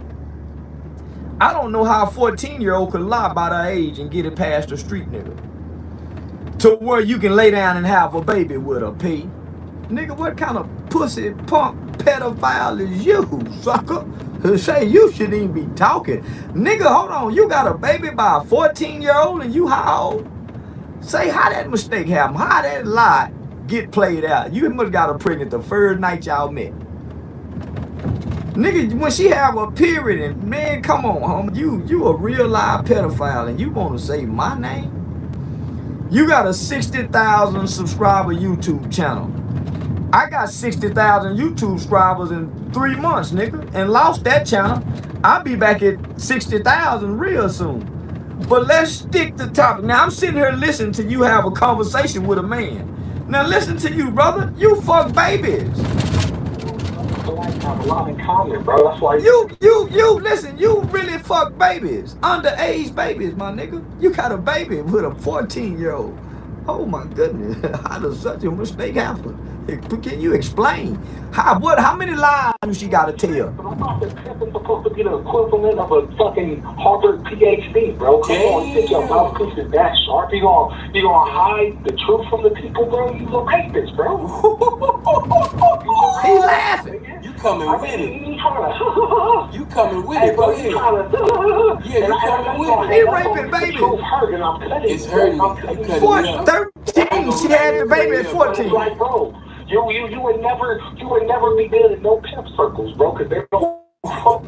You was fucking her when she was 13. She had the baby at 14. You went to prison for getting a baby pregnant. What's that like? Did you ever feel shameful? Did you ever feel shameful, my nigga? Nigga, you done put your dick in a baby and pumped on her. You fucked her more than one time, too. I'm a real strict nigga. I don't fuck with niggas like you, bro. Because my nigga, you's a weird nigga. You think you just Mr. Spectacular, vernacular mouthpiece. Like you gonna con niggas to believing you didn't do that shit, bro. You raped that girl. That's all over the web. And got her pregnant. The judge said that baby is yours. They took a DNA test, bro. The baby only at the top 13. That's when. Hold on. Let me just say this. When the baby came hold out, on. Let me just sneak this in. And after all of that, if what you saying is true, that means all y'all some bitch ass niggas. Cause I've been in pimp circles and I was in the States before I came in here. Listen to his reply. If he said, if all of that true, what you mean if, nigga? You actually got the baby by. The baby was proven to be yours by Dana. Dana don't lie. One thing about Dana, nigga, they swab the back up. Dana, they get your ass. Dana don't lie. Now, Dana say the baby yours. Now, after a nigga call into your line and lay all this down on the table to you, nigga, you come back and say, if all that is true, then y'all bitch ass niggas for fucking with me. So you, brother, you are a nigga that raped underage babies and get them pregnant with no rubber. You put that grown man dick in kids with no rubber and calm in them. My goodness, fella. My goodness.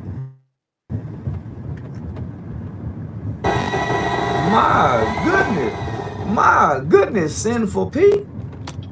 Nigga, that nigga say, now if all that's true, nigga, the court records say it's true. And now, your only defense is they bitch ass niggas. Your only defense is they bitch ass niggas for still fucking with you after you got out of prison. Because you got out in 2011. And then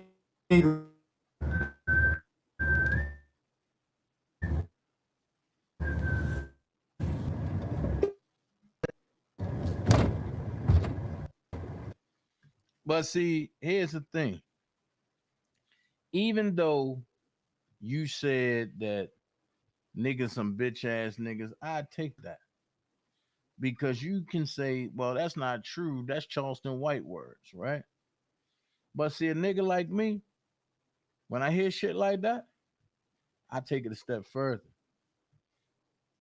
Not only was Charleston White telling the truth, but here's the court proceedings, nigga.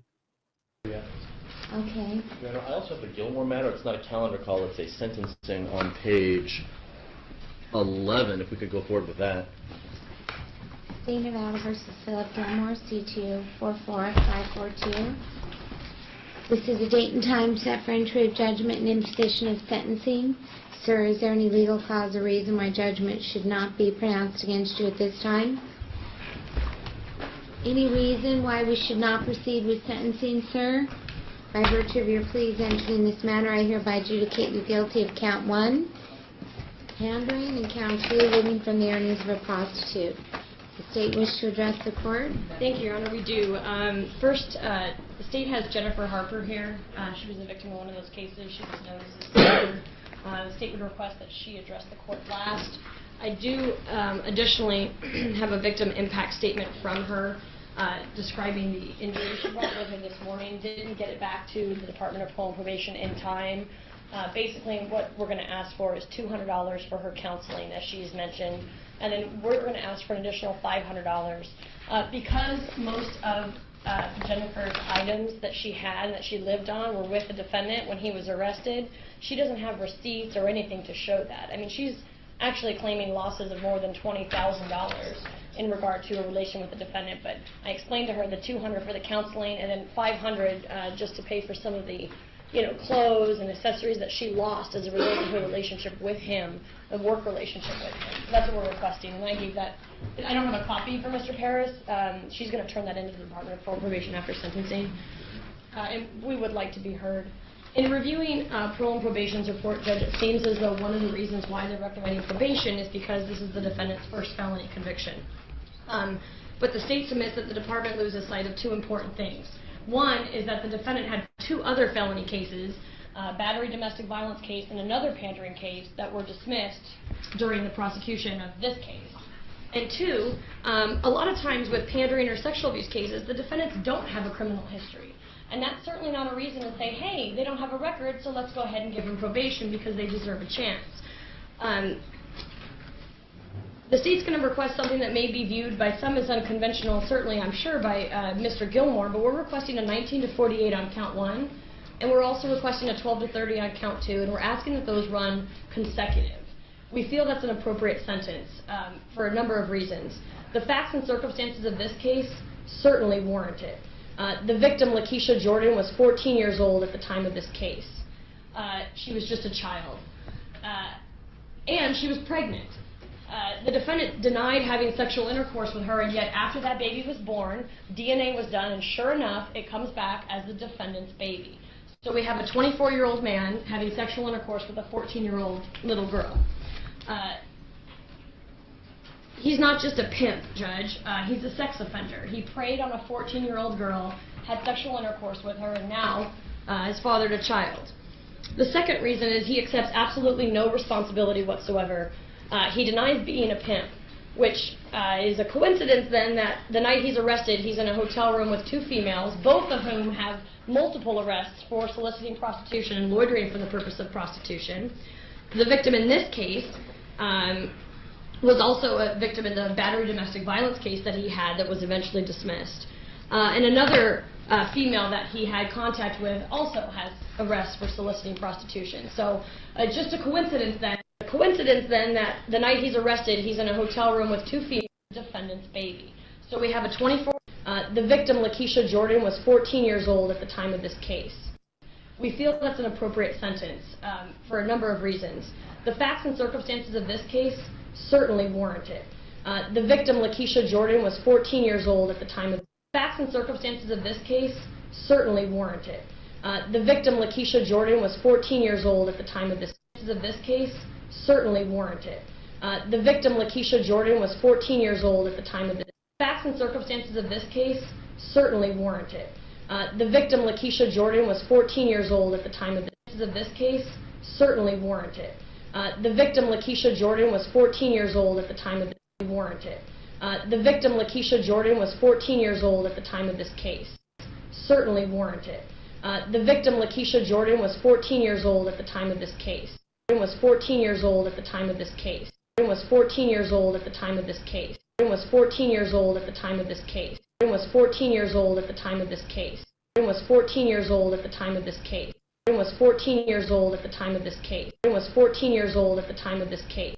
Was was 14 years old at the time of this case. She was just a child. And she was pregnant. The defendant denied having sexual intercourse with her, and yet after that baby was born, DNA was done, and sure enough, it comes back as the defendant's baby. So we have a 24-year-old man having sexual intercourse with a 14-year-old little girl. He's not just a pimp, Judge. He's a sex offender. He preyed on a 14-year-old girl, had sexual intercourse with her, and now has fathered a child. The second reason is he accepts absolutely no responsibility whatsoever. He denies being a pimp, which is a coincidence then that the night he's arrested, he's in a hotel room with two females, both of whom have multiple arrests for soliciting prostitution and loitering for the purpose of prostitution. The victim in this case was also a victim in the battery domestic violence case that he had that was eventually dismissed. And another female that he had contact with also has arrests for soliciting prostitution. So just a coincidence then that he keeps being found with all these women who are prostitutes, and yet he denies being their pimp. The defendant in his statement to parole and probation says that the state of Nevada was being crafty, and that's why he's in the situation that he's in. He takes no responsibility for the impact he has had on the women that he's encountered in his life, those prostitutes, these women that he's turned into prostitutes, or at least encouraged them to prostitute, not to mention the 14-year-old juvenile that he impregnated. Judge, the most important thing to pimps is getting out of jail, because that's the 14-year-old juvenile that he impregnated, or at least encouraged them to prostitute, not to mention the 14-year-old juvenile that he impregnated. Prostitute, not to mention the 14-year-old juvenile that he impregnated. Prostitute, not to mention the 14-year-old juvenile that he impregnated. Them to prostitute, not to mention the 14-year-old juvenile that he impregnated. Not to mention the 14-year-old juvenile that he impregnated. Prostitute, not to mention the 14-year-old juvenile that he impregnated. Now that he impregnated. Now that he impregnated. Not to mention the 14-year-old juvenile that he impregnated. Judge, the most important thing to pimps is getting out of jail, because that's where they make their money. He's been in custody for 397 days, and rightfully so. There's a reason that he's been in jail. We're asking that he stay in. He preyed on this 14-year-old little girl and had intercourse with her. But what does he tell you is his main concern? Getting out so he can get on with his music career. That's what's important to this defendant, not fathering or supporting the child that he just had with this 14-year-old. All of those things together, Judge, warrant a 19 to 48 and a 12 to 30 consecutive. We think the probation recommendation by the division is wholly inappropriate in this case, and we're going to submit it on that. You want to say anything, Mr. Gilmore? First, I would like to say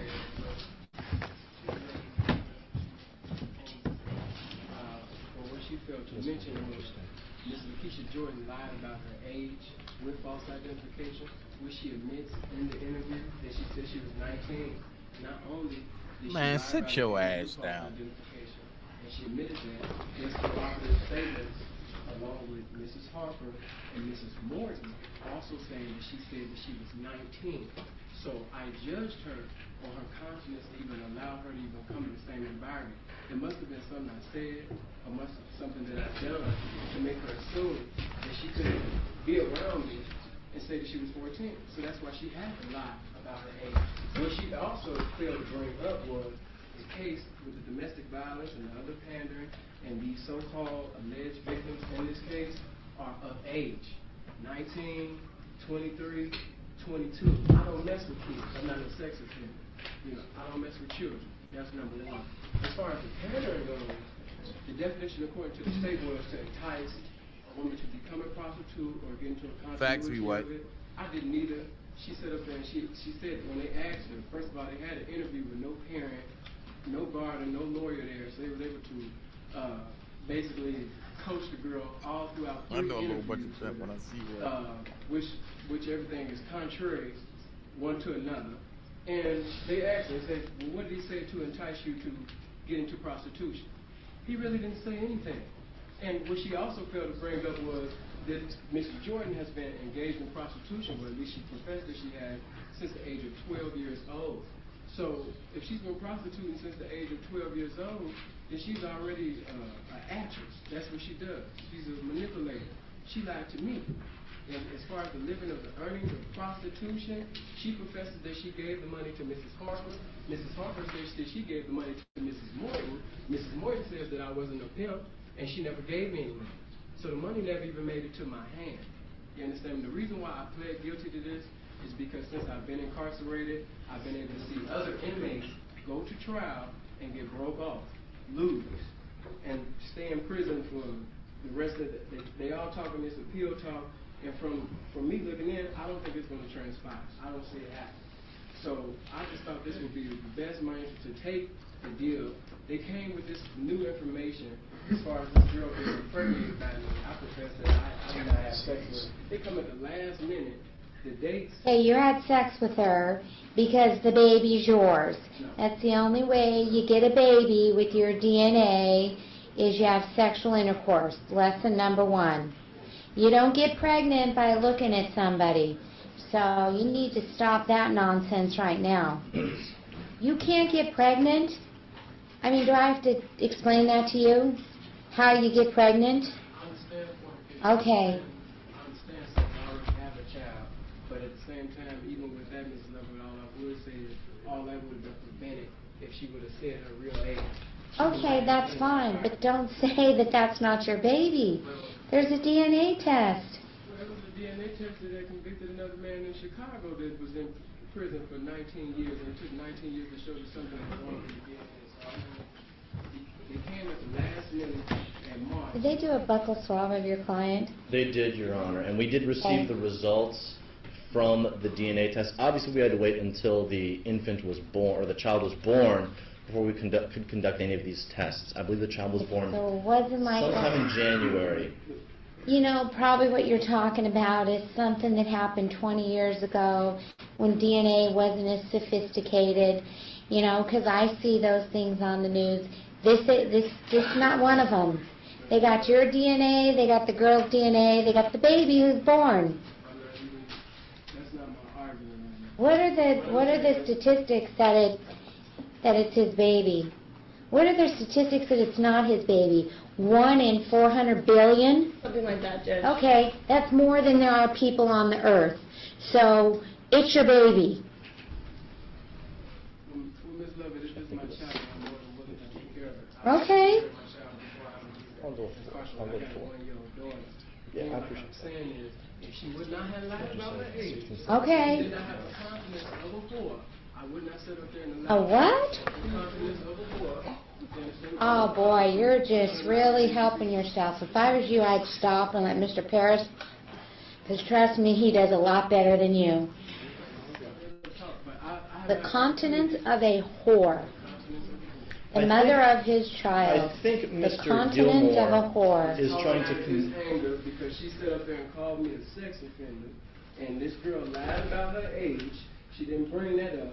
And everybody like, the continence of the whore. I think Mr. Gilmore's trying to convey to the court that He sees I don't like it, but he continues to say it. The victim in this particular case, this was not her first rodeo.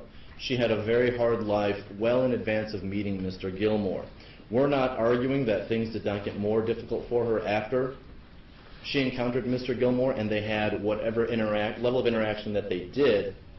However, again, this girl did admit in her various statements to the police that she had been working on this, essentially had been homeless and had been working as a prostitute since approximately the age of 12. So she did have a certain level of experience in these particular areas. The recommendation in this case did take into account all of the factors that the state had referenced in its argument. Mr. Gilmore did have 2 other cases, but both of those cases were dismissed. Preliminary hearings were scheduled, and witnesses either did not show, or actually I believe on 2 of the 2 cases that I'm thinking of, witnesses failed to show on both for whatever reason, and those cases were dismissed.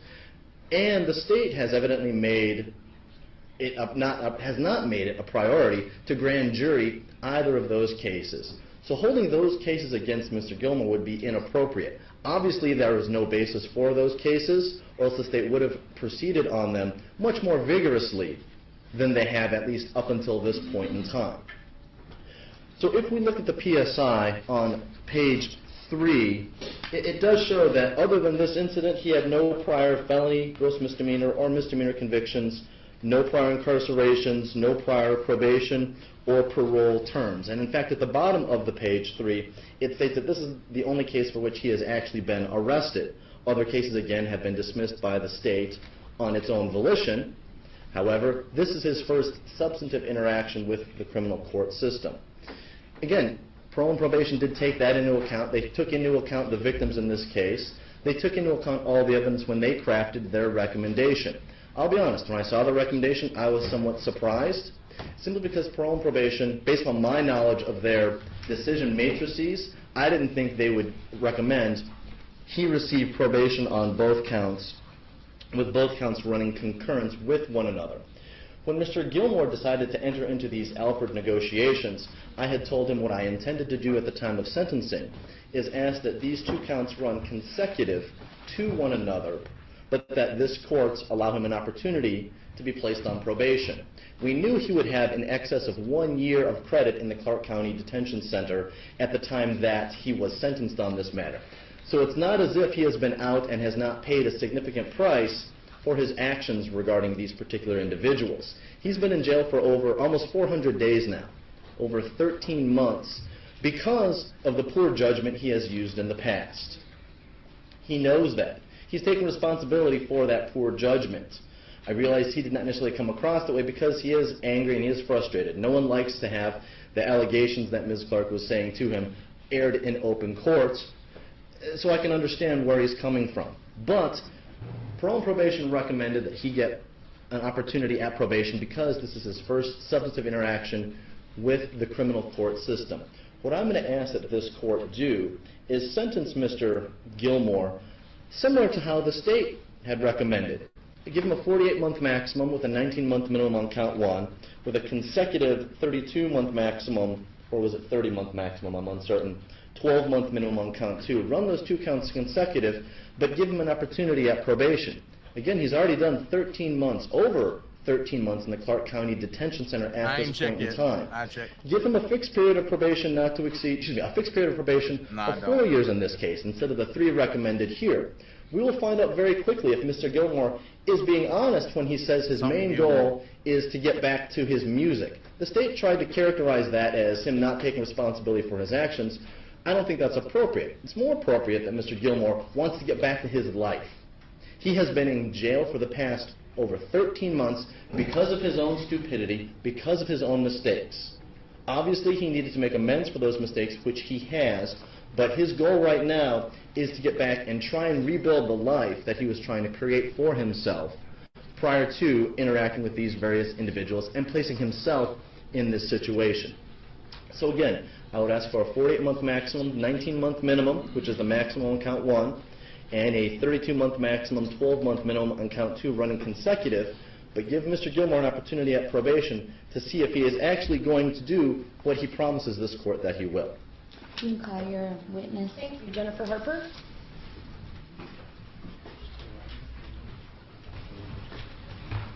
Okay.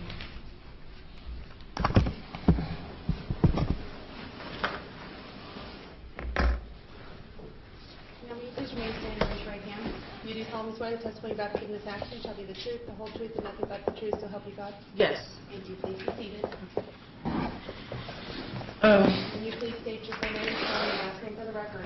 Yes, my name is Jennifer Prima Donna Harper, last name Harper. First, I want to say, Your Honor, I know that this is sentencing, so I feel that he already has accepted responsibility for what he has done because he did accept guilt and plead guilt. And sentencing, this is your time, Your Honor, to judge how much he should be punished for the crimes he did commit. But right now, Judge, all you see is attorneys who don't really know him personally. You see him speaking angrily because of the accusations against him. But I have known him for over 3 years. We started off as co-workers, so I know, I just want to give you a little insight to his character. I know that he was raised in the church. He's from Chicago, I'm from Detroit. I was one of the victims. I was one of his girls. Right. You were one of his girls. Mm-hmm. What does that mean? Well, like I said, it never went to trial, so I never really got to testify how I felt everything went down. But Philip and I have had a personal relationship before any working relationship came about. And I can't testify honestly here and under oath and say that he forced me into doing the actions that I did. I was a very grown woman, 23 years old when I started doing it. And I've lived in Vegas since I was 19, and I made that decision 5 years after I've lived out here to do it on my own. But I was with him at the time actually on a boyfriend-girlfriend status, and so that might be the reason why he got excited about all the money that I was bringing and wanted to bring other females around. I do remember I was there when... He got your money? Yes. Okay. I do remember when Lakeisha Jordan came around. Why did he get my money? Because I loved him and I wanted to take care of him. And that's pretty much why every girl who does it... And that's the other thing I wanted to say to you, Your Honor. I've spent time in jail, and I've been around other prostitutes, and most prostitutes are broken women who have come from negative backgrounds, who feel like they've already lost everything. They've lost their children to CPS.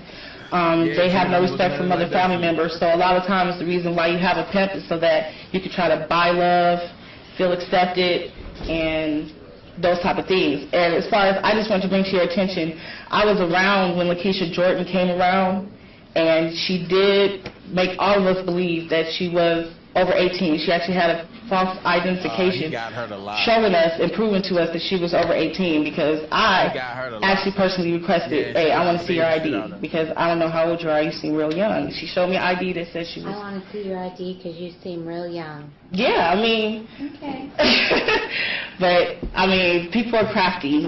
She had a fake ID, so... And she was only around us for less than 48 hours. It wasn't like a long-term relationship with her, working relationship or anything like that. So... Long enough to get pregnant. Well, obviously. I mean, some of the things I'm still finding out myself at the last minute, but... like, I can personally attest, we got the room at the plaza the night that she came home, and the next day she was arrested. And that was the extent of the time that she was around us. She wasn't around us very long at all. I was only actually with him on that level for about 6 weeks. So that's another thing that I want you to take into consideration with his sentencing. It's not like he's a career pimp or someone who's been pimping for all of his life for 5 years. It was something that he basically just got involved in at the beginning of 2008. So did I. And I'm taking domestic violence counseling now, mental health counseling. And I'm the victim in this case. So like I said, right now you heard from attorneys and everything who are just looking through papers, because I committed my first offense 4 years ago, and I was sentenced August 30th, 2005, and I did the same thing he did. I was mad because the victim came and she was speaking negatively, she was lying on me, things I didn't do, and I didn't show any remorse. The state had suggested probation, but I still ended up doing 6 months flat because of my negative attitude at my sentencing, and because I didn't really understand the penal system. Now that I am older and I do have an understanding of the penal system, I feel like it's designed to punish people for their crimes, but also to rehabilitate them from them. I just got discharged for the honorable discharge from probation on May 7th, and I feel like probation does a lot more for people than incarceration, because incarceration you're taken care of, and also it actually makes your other family members suffer more, because they have to pay for money for you to call them, put money on your books, write them. But probation forces you to rehabilitate yourself. That's what I did. It took me, I actually got a 5-year sentence, and I got off a year early because I got off this year. Wasn't supposed to get off till 2010. But I had to do 200 hours community service, mental health work, Gamblers Anonymous, parenting class. I also did about 3 months on house arrest after I picked up soliciting charge. But since the February... While on probation. Okay. Since February 23rd last year when I picked up the soliciting charge, it really made me change. And I had completed probation successfully. And that's why I feel like in this case, if you look at the crime, it's not a major crime like he killed somebody or anything like that. They're trying to say, you know, it is a negative thing getting a 14-year-old pregnant, but it was under the pretense that she was of age. But as far as what he's done, it's not that bad of a crime, and I feel like having probation where you have a curfew and all these stipulations, pay restitution back to me, will actually change him. But if he just sits in jail more and more, how do you know that's actually going to change him? And that's why I feel it's your job as a judge to give the judgment that's actually not just going to punish him, but rehabilitate him. And like the defense attorney said, he already has been punished with over a year of jail. And like I said, some persons who just...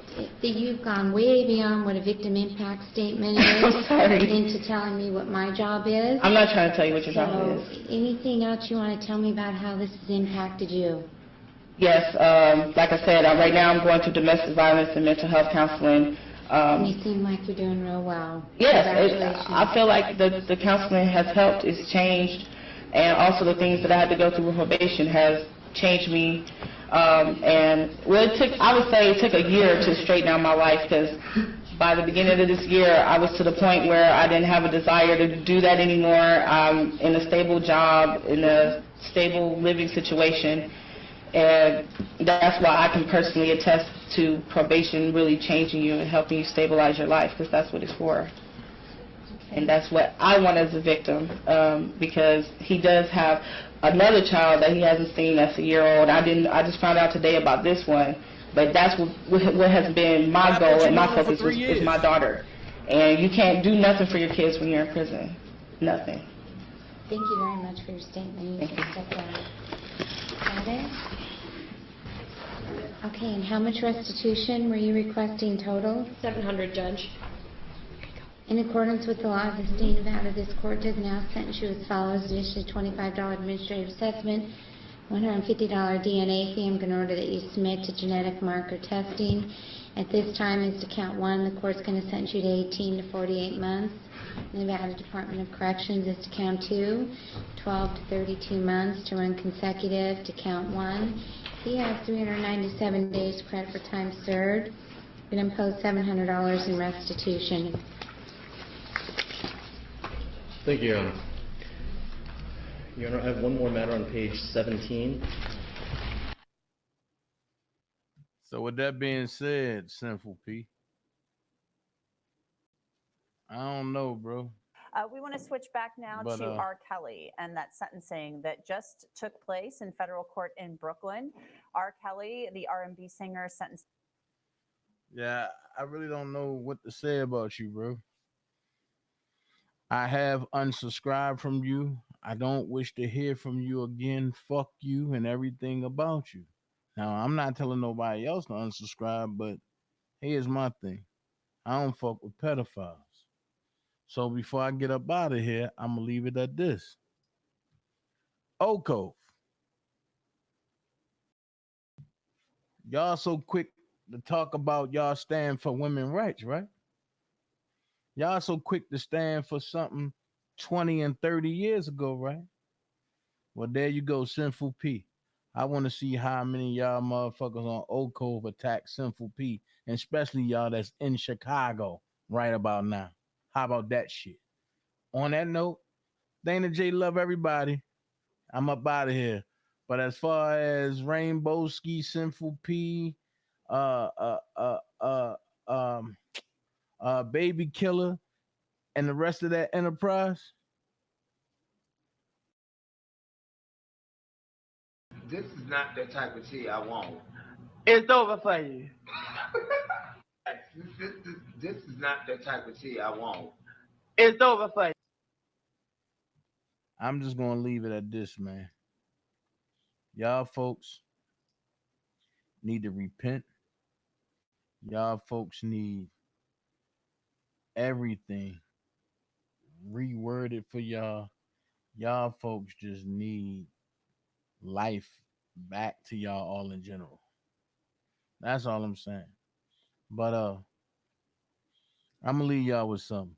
Y'all can hate on me all you want. I thank y'all, because y'all my fans.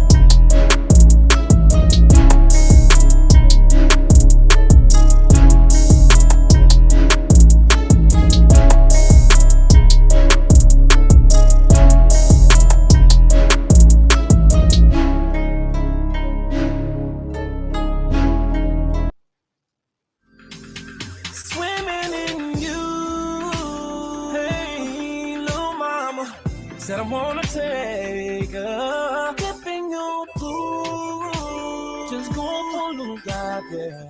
Hey, yeah, yeah, yeah.